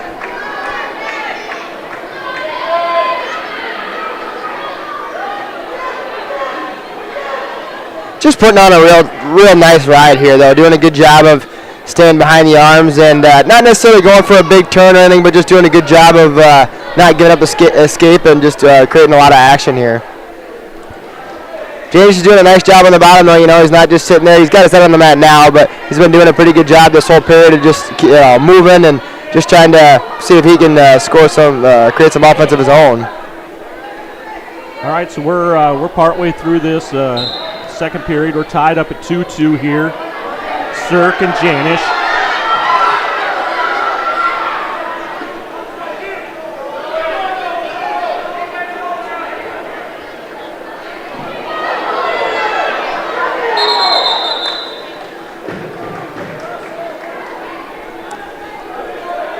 Nice to see a couple of those seniors right on the edge of the mat. Yeah, at the end of the day, it starts with them. They're the leaders in the room. They're the ones that everybody looks up to, and they got to set the example. Cirque's going to give up hope. Yeah, Cirque's just going to get a tough spot there and give up a real late reversal there at the end of the second period. All right, third period. Cirque's down 2-4. Green's choice, and he's going to look over. They're going to go neutral here. Yeah, I think that's a smart call on the coaching staff's part there. James is long. I know we got the reversal early, but right now we need points. We don't have a whole lot of time to get caught up on the bottom on a lankier kid here.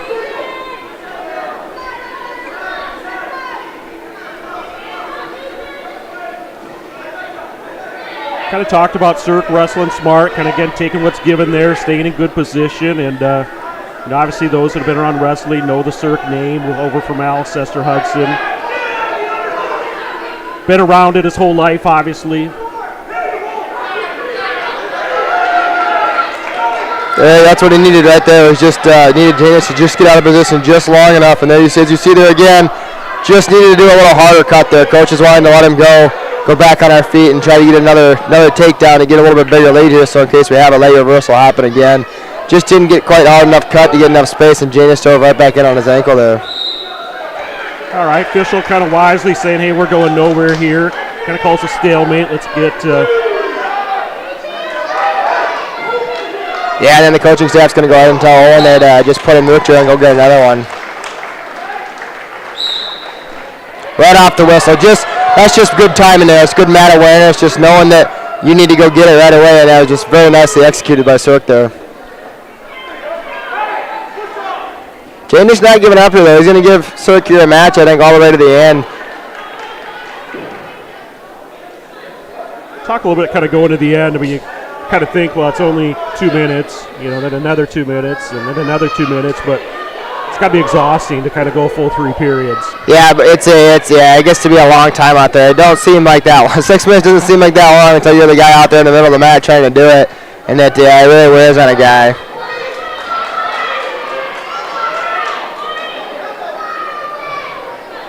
especially like since we got a little break in the action, when you get to the college level, they implement a 3-minute first period.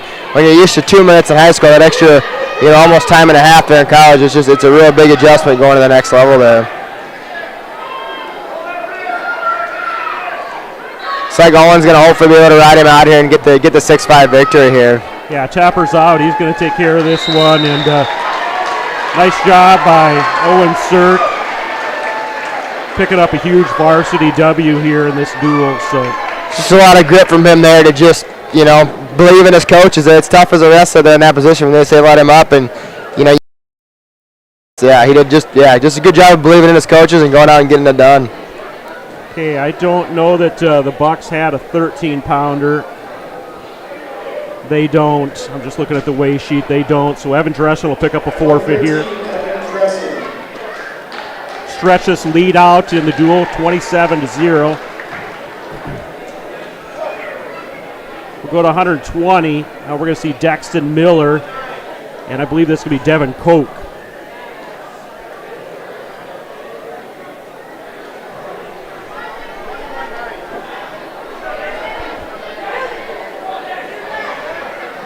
At 120, Dexton Miller, Devin Koch. Koch is a sophomore. Dexton Miller, a 7th grader, seeing some of his first varsity action tonight.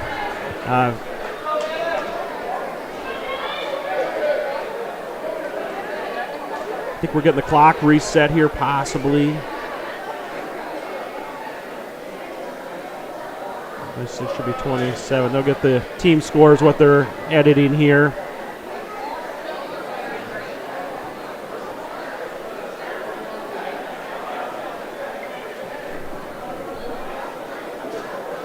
I believe they're doing a little bit of work with the stat panels. Okay.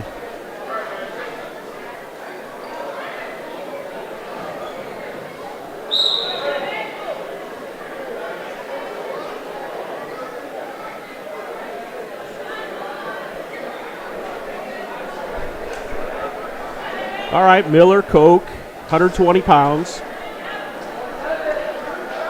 Just a good job by Miller there to just stick with it, Koch was in really deep on that double leg and just found a way to find that headlock there and at least get out of bounds with it. We'd like to get some points out of it, but, I think not giving up the I guess the ref is going to award the takedown there.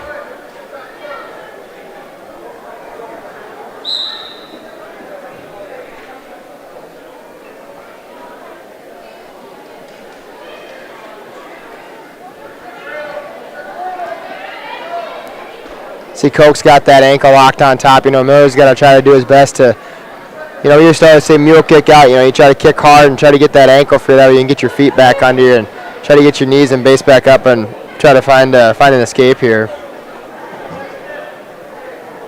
Yeah, again, as someone who doesn't know a lot, I see a lot of what I'll say, wrestlers that have a little better record. They're always kind of slipping an ankle leg around or kind of getting something wrapped around the inside, and just all about, again, leverage and taking something away from the other opponent.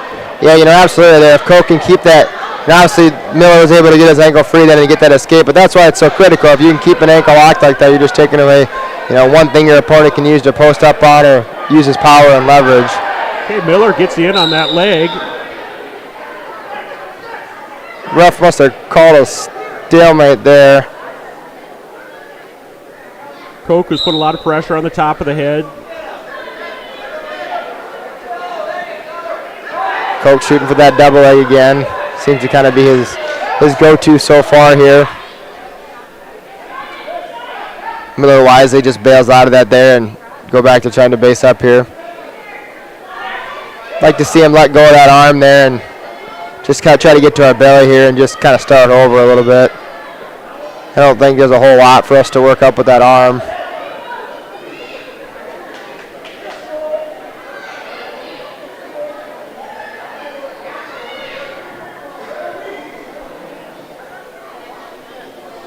Blue mat, they did finish up action over there, Yankton and Watertown, so Watertown will officially be loading up and head north, and it does look like we're going to get a little bit of girls action over here on this blue mat, maybe some JV matches, so we'll kind of keep an eye on that mat a little closer now.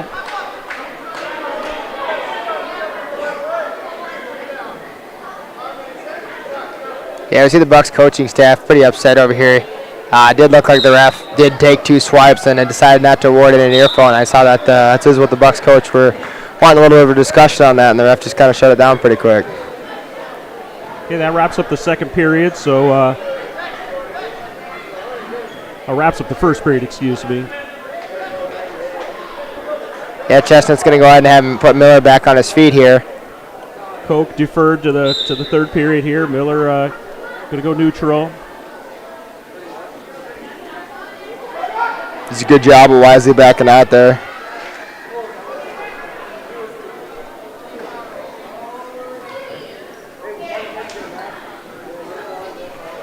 Both wrestlers getting a lot of reactions out of each other there.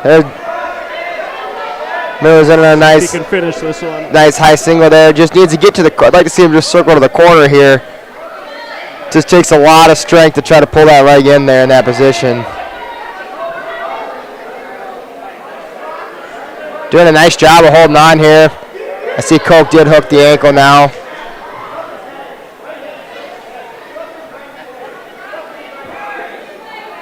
Miller not letting go of that leg though, sticking with it here.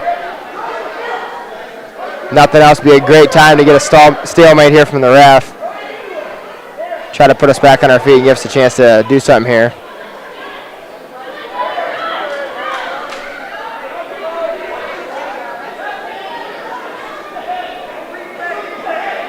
You know, Koch's got that ankle hooked again, and he's just kind of using it to kind of just force Miller to go the direction he wants him to go here.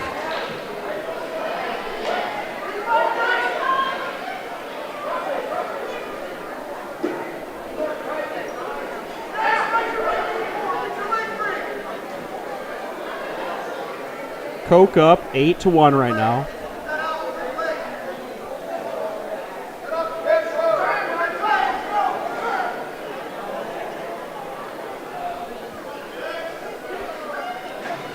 Looks like we're going to go into the third period here, 8-1. Koch does have choice, I believe, going into the third period.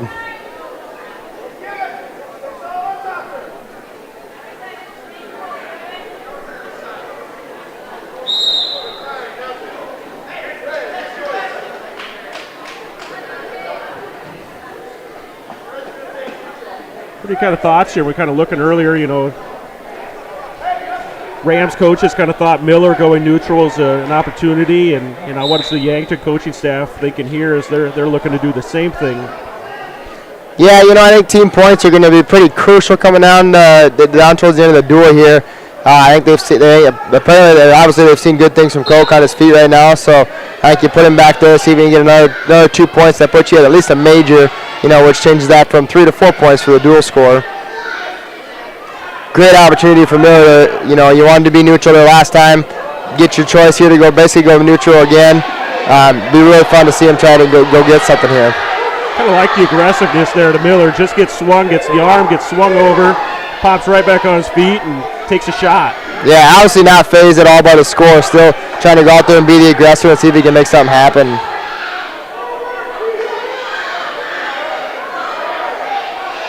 Just fell into a tough spot there, you know, just kind of try to generate some offense, and sometimes that's what happens when you're trying to generate offense, is you just get yourself into a tough position.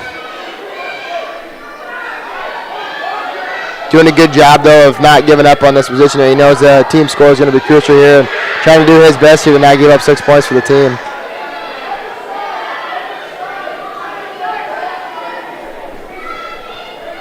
Looks like down about 40 seconds. Yeah, I think what the Yankton coach is trying to tell Koch right now is if he can get both legs behind Miller's one leg, that really tightens up that cradle there, but just not looking like he's going to get to that position. You see Miller slipped his arm out now, which is giving Miller the upper hand as far as not getting put to his back. All right, big matchup coming here on the blue mat.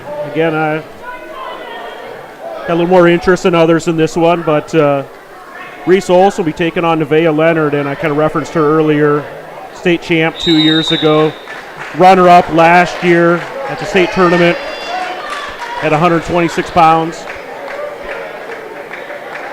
She is a senior. Obviously, really high expectations. She trains really hard. This is her deal here. So, blue mat will be Nevaeh Leonard taking on Reese Olson.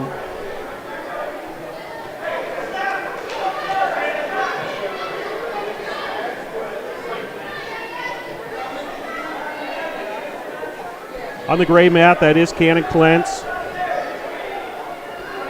I think it's going to be Dominic Sedina.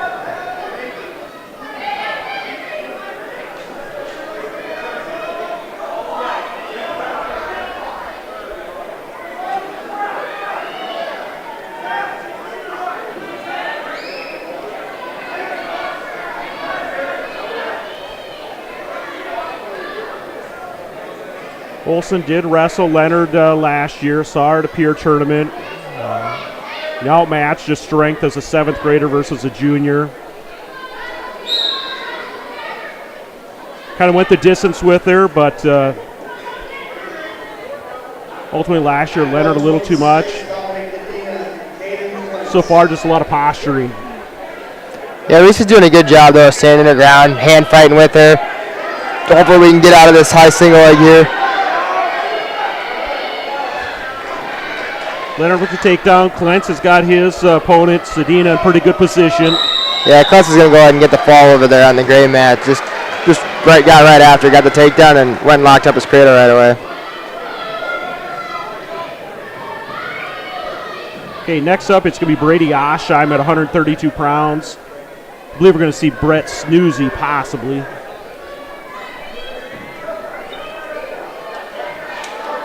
On the blue mat, Leonard's up 2-0. Towel tapper's coming out. We are at 10 seconds. Reese does kind of spin out of it. They do go out of bounds. Well, we're about 6 inches from having a reversal there on the blue mat.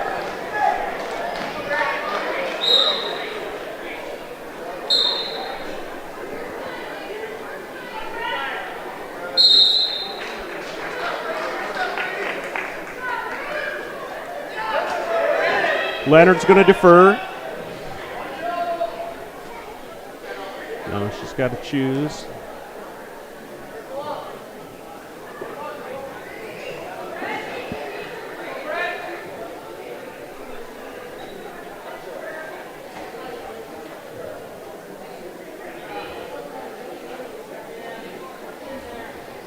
All right, a little confusion. Olson's going to take the down position here in the second period. Oshheim and Snoozy over on the gray mat, still at 0. Yeah, there's a lot of hand fighting so far going on on the gray mat. Guys just kind of feeling each other out from the looks of things so far. Oshheim looked like he had maybe a chance to spin around behind there and just kind of bailed on it. Reese was close to that reversal right at the end of the first period. Hopefully she can kind of find what worked for the first period there and see if we can make that work right in the center of the mat this time. Official pulls the whistle out of his mouth, trying to see a little bit of action now. Reese does kind of try to build a base here.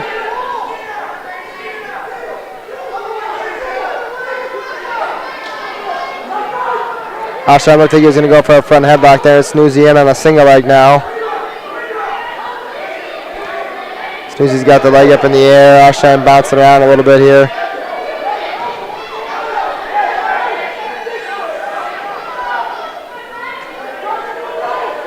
Snoozy and Oshheim still in a scramble here as the towel tapper's coming out on the mat. See if either wrestler can gain the upper hand here before time runs out. 45 seconds left on the blue mat. Leonard 2, Olson 1. Leonard just doing a really good job of just kind of keeping the pressure on Reese here, making it really hard for Reese to base up and just doing a good job of tying up her hands. Just giving Reese a lot of things to think about before she can try to get a stand up here.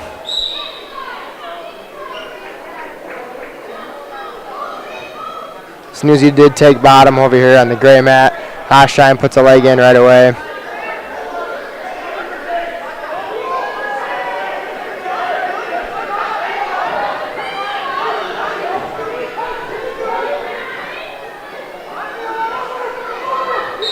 Okay, interesting spot here now. Leonard did defer, so she'll get choice on the blue mat. Coach is going to have her. She's going to take the down position.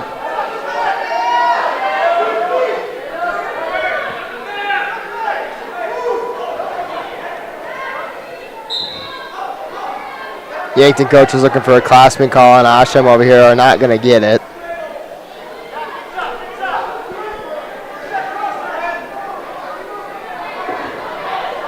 Say it's 2-1 over there on that match. What did I miss? Where did Reese get her point from? Yeah, they did give her one in that roll, that reversal on the side of the mat over there. They did give her a point on that in the first period, right at the end. Yankton coaches are going to get their classman call on Ashheim now over here on the gray mat. Going to go ahead and stop the action there and award the point to red.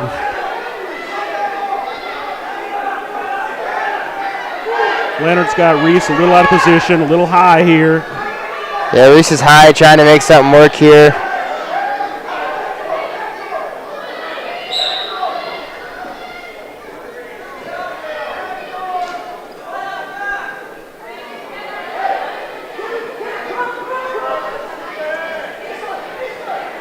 Reese got the legs crossed. Leonard's head is kind of stuck. She is. They are going to get a stalemate there. Get a stalemate, kind of a lucky break for Reese there. Yeah, that's best case scenario you can ask for out of a situation like that. You know, just get a fresh start and try to stay behind the arms. Ashheim did get hit for a second classman call over here on the gray mat. So Snoozy taking bottom over here is appearing to be a good decision so far. Hasn't been able to get away, but has gained 2 points off of classman calls. Reese wants to try to get that cradle in, just not going to happen. Nevaeh is just too strong and going to get to the edge of the mat here maybe. Pick up a few near fall points.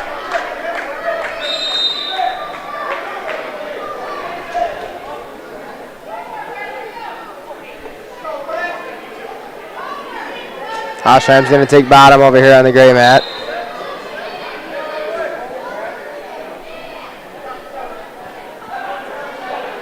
Saw in the second period, Leonard on top.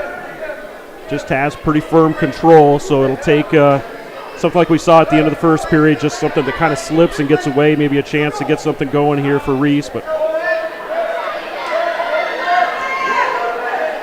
yeah, you know, she's just trying stuff, which all you can really ask for in a situation like this. You know, go out, try to make some action happen, and just hope so we can get Leonard to make a mistake.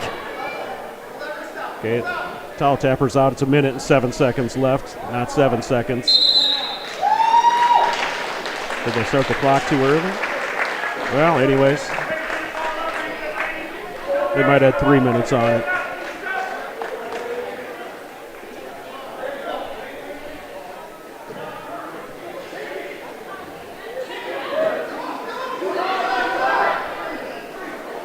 Ashheim took bottom over here and just he's just trying to work on getting up to a base here, and we need some points here. So gonna have to either try to generate some kind of a reversal or something from the bottom, or just get away and get back on our feet here.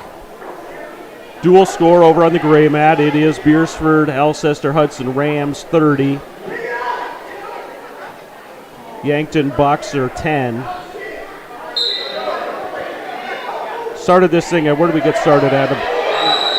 195, was that where we started? Yeah, we started up there with Landon Shirt, got him going here. Ashheim is going to get hit for an illegal headlock. Got to have an arm in there. And Beans has always had 2 technical violations already. They are going to award Snoozy 2 points for that one. I do believe the next one is a disqualification, but I'm not sure if I remember that correctly. But Ashheim going to get a class right back here from Snoozy, locking his hands before we got to our feet there.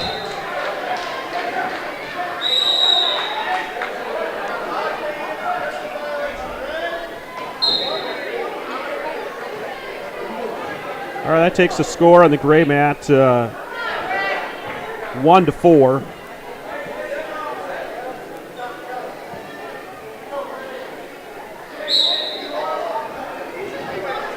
Ashheim to his feet there. Now he did finally go get the escape there. Gotta just try to get after some offense here quick though. We're down by 2. Not sure how much time's left on the clock over there, but I see the towel tapper coming out, so it doesn't look like we're gonna have a whole lot of time. 12 seconds here, so.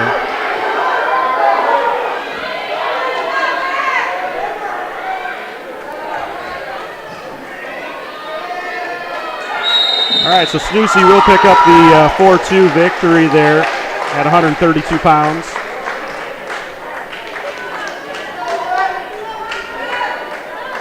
All right, 138. Kind of the man of that Watertown duel, Hayden Lounsbury. Yeah, I think this is Sloan, I believe, from Yankton. Yeah, yep, Dylan Sloan. Yeah, it looks like Lounsbury's going to have his hands full here. I think Sloan was also the kind of the shining star of that Yankton-Watertown duel, so it'll be a fun matchup to see between these two wrestlers here. Yeah, Sloan state qualifier for the Bucks last year. Dylan Sloan and Hayden Lounsbury. Over on the blue mat, that is Taven Valder for the Watchdogs. Lounsbury does get body lock straight to his back here. Doing a good job of fighting off here. Valder gets the takedown, up 2-0 here. Looks like she's in pretty good position to finish something up here. Just run that head butcher, just a real tight head butcher there. Nice job by the freshman, Taven Valder. Good night for her tonight to get really rolling. I kind of talk about getting things rolling. Watchdogs will travel, the Rams. The Rams will travel to Sioux Falls Roosevelt for their tournament, the Rough Rider Invitational on Saturday. Bucks, Gazelles, and Arrows, they're all heading to, are in Watertown. The Marv Sherrill Duels will be happening on Saturday. So Bucks will see the Arrows on Saturday up in Watertown. And again, the Rams will be heading to Roosevelt on Saturday. First tournament of the season. It's kind of fun, Jay, that the Rams are heading up there Saturday because our little youth wrestlers, the little Beershore youth wrestlers, will be in Roosevelt tomorrow night we got invited to a dual tournament up there. So great. We'll go see if we can get us rolling up there tomorrow night, and hopefully they can carry it over on a Saturday then. Yeah, I like it.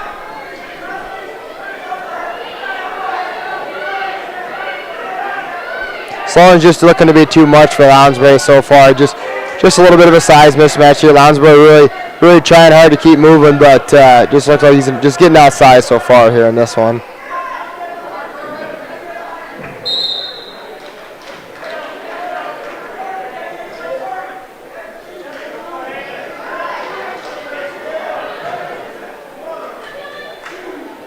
Sloan got that head squeezed now. Sloan picks up a pinfall.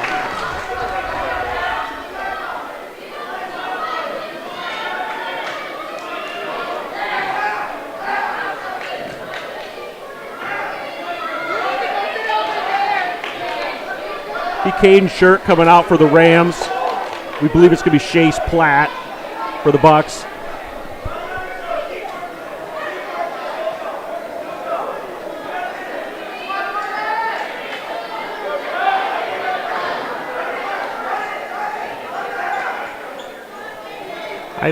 I think earlier we got that team score wrong, and I believe that's maybe what Coach Chesnutt's asking about. And before, when they were working on the score, I thought it should have gone, we got the forfeit. We were up 21-0. Should have gone to 27-0, and they gave the 6 points to Yankton.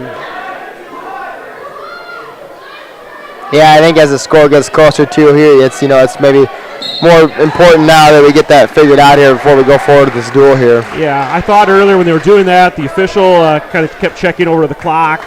We monkeyed with that for quite a while. The officials seemed content with it. I'm speculating that that's what Coach Chesnutt is asking about, but those 6 points did not appear to be applied correctly. But they're going back through the book now.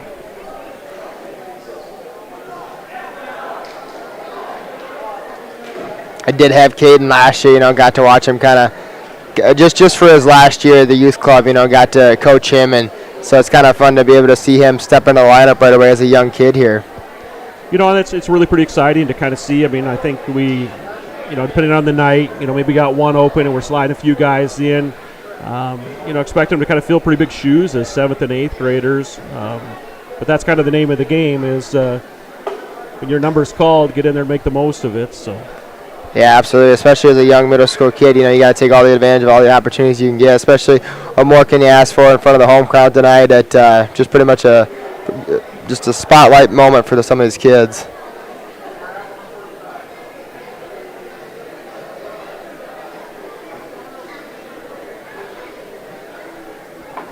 Still working on the official book there. The referee was looking through that. Now I think they're kind of looking through another kind of rundown and get things squared up, and I think they're editing the score as he's typing in the board.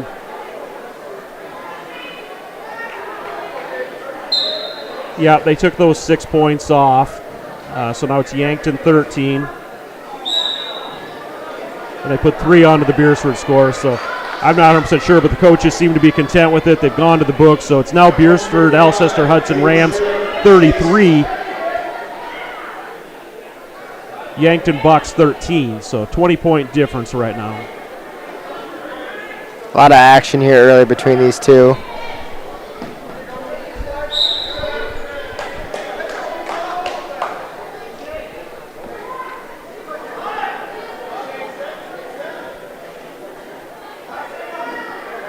Did you catch an announcement? Is this for sure Chase Platt? I did not. It looks familiar. It looks like this should be who it is, but I guess I did not actually catch that.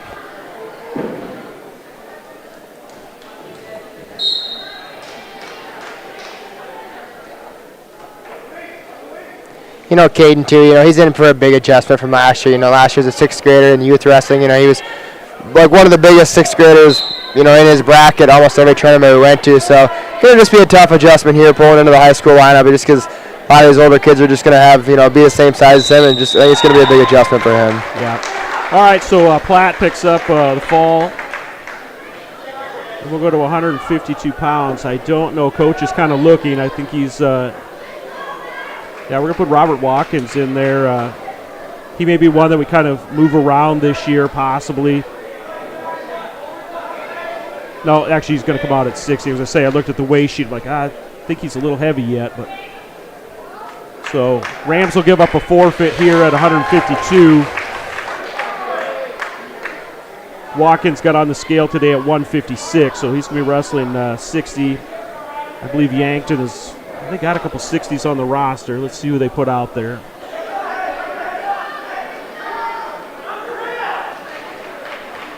I think this is Swenson, Josh Swenson, I think.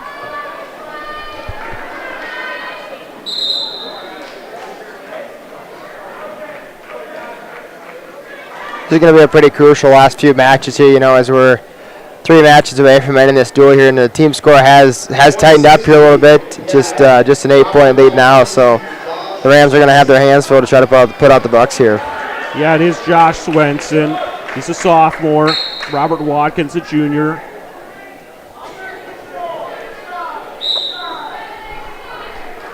Watkins, state qualifier for the Watchdogs last season. Saw him do kind of the same thing Owen Sirk did in that match at 106 tonight. Just a quick shot right off the whistle there. Just kind of a tough situation. Both wrestlers are kind of fighting for position on the legs here.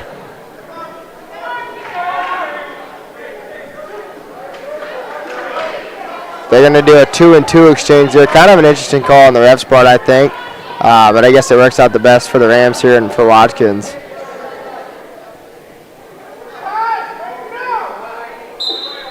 Those are kind of a tough situation as a ref there. I think you kind of got to let him wrestle a little more before maybe awarding a takedown in a flurry situation like that. But at the end of the day, it's his call out there. Hey, Watkins looking to break loose, and he does. Little circle, bring things back to the middle of the mat.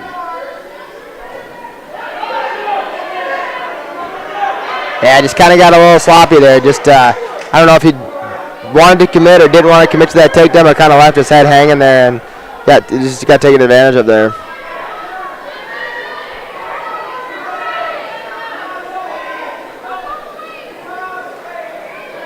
Watkins 3, Swenson 4.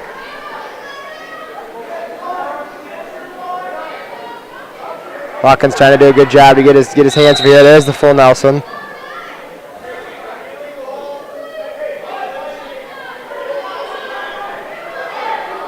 right, that'll tie things up here at 4-4. Seen a couple of those tonight, across the board here through a few matches. Just kind of showing some inexperience to some younger kids that are in the lineup now, as we talked about with moving guys around. And it's just kind of just a young, experienced penalty point there. Watkins kind of a little somersault out of that down position. Nice job by Swenson to kind of stay contained with him. Yankton coaching staff is kind of checking on the score here. So, Justin, what you have in your head? I do have 4-4 in my head also.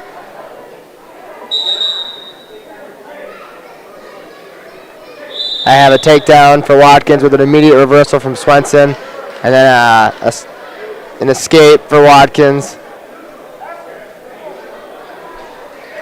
Boy, now I'm getting myself even confused just trying to run myself back through the match here. Yeah, they had the penalty on the full Nelson. Yeah, we had a takedown for Watkins and an escape for Watson, and then that full Nelson there. So I have 4-4 also.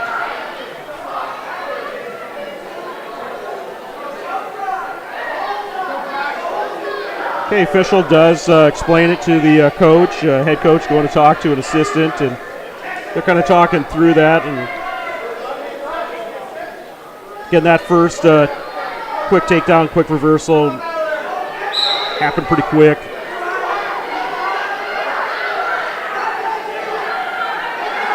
Yeah, and I think that's maybe what they were, I think that's when he was making the locking of the hands motion. I think that's what he kind of meant, as he felt as though there shouldn't have maybe been a takedown on the edge of the mat over there, and should have just maybe been 2-0 instead of 2-2. But it's kind of hard to go back at the end of the first period there and complain on a call that happened in the first 15 seconds. Yeah, right. Dual score, Rams 33, Bucks 25.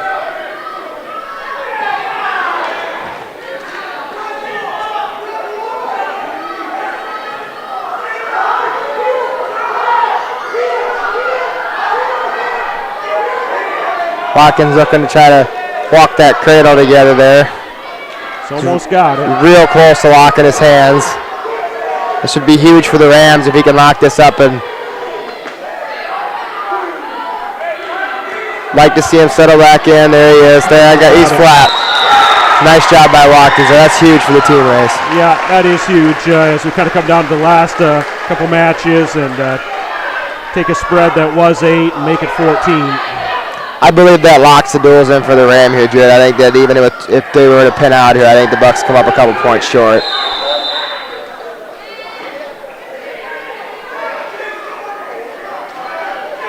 Should bite my tongue on that unless the team point were to get ducked or something crazy. I've seen it happen, but. Okay, checking in for the Watchdogs be Gavel Valder, first year here for the Dogs.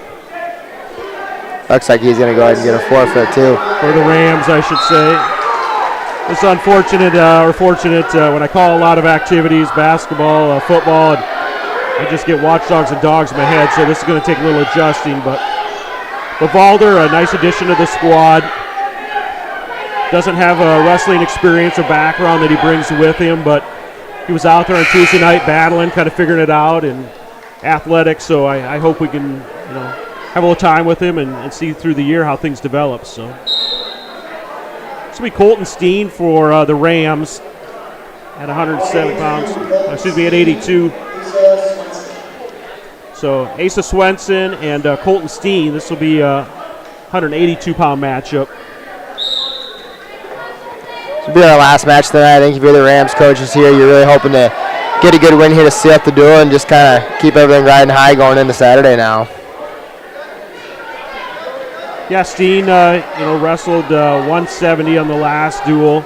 Coaches, I think, probably looked and said, we maybe got an open from Yankton at 70, so gave that one to Gavel and let Steen come in with a little bit more experience here against Asa Swenson.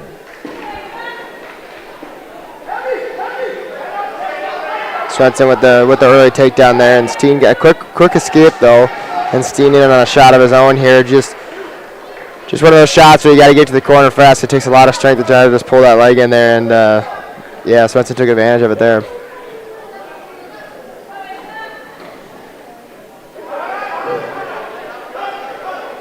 Steen does another quick reversal or escape.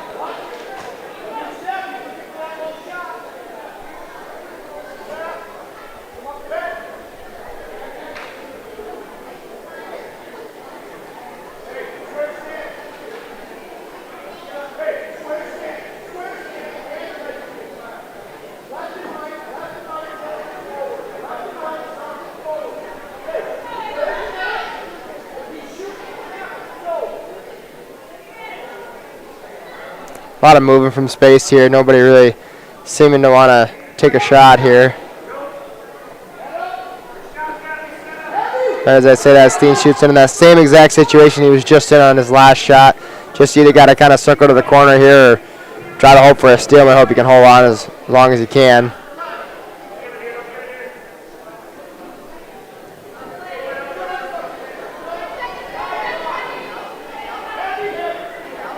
Looks like the ref's pretty content to just take this down to the end of the period here. All right, so end of 1. Steen is 2, and Swenson 4. And you see that's what Chestnut's telling him right there now is once you shoot that single there, we gotta circle to the corner there. All right, so Bucks defer, and Steen will go down.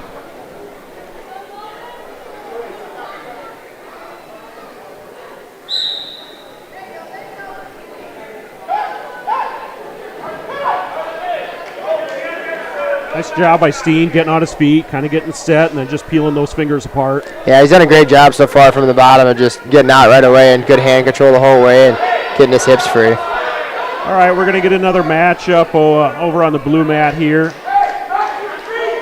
This is Jacqueline Kite. Reese saw her a couple times last year. Mixture of some JV and tournament action, so.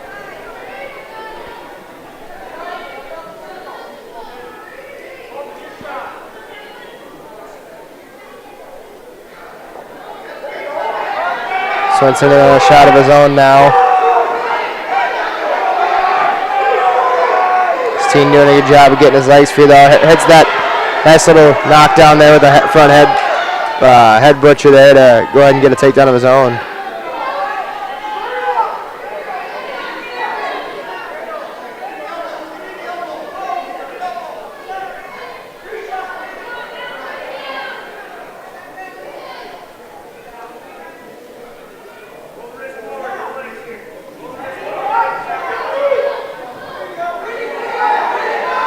Reese just didn't really commit to that shot there, and Jacqueline caught her in a front headlock, but did get back out of that.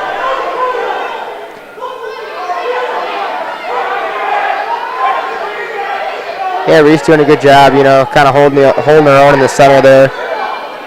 Like to try to see her find a little more of her offense.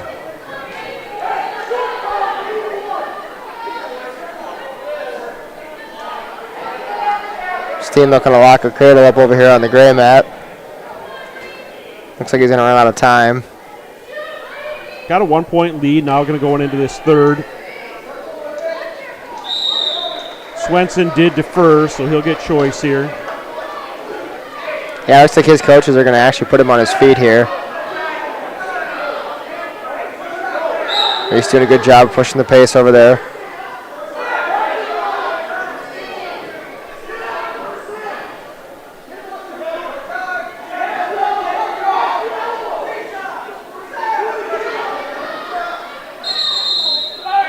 Yeah, on the blue mat, neither side really taking a shot. Put one of them in a position here. We'll get a little action maybe. Yeah, they both did a pretty good job. You seem pretty content to just hand fight and kind of stick in the middle there. Nice. Swenson going for a headlock over here, not going to get it. Looks like Steen's going to go ahead and get another takedown. Reese does a good job breaking her flat right away.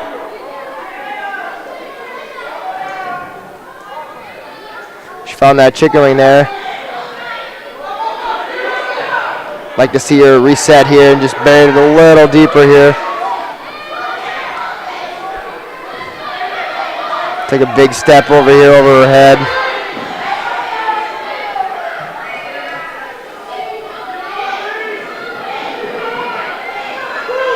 Ref checking to make sure her shoulder's okay.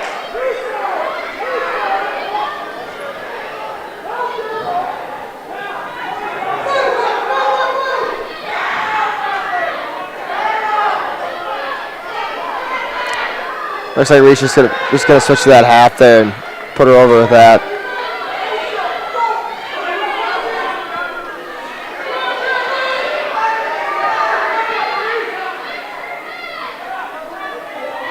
Post that arm down. All right, Reese picks up the fall, so nice night for her tonight. I'm assuming that's what we're going to see out of her.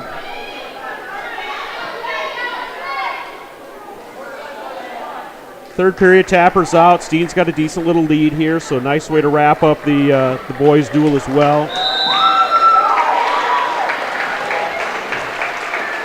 Yeah, that's going to be a victory for the Rams there.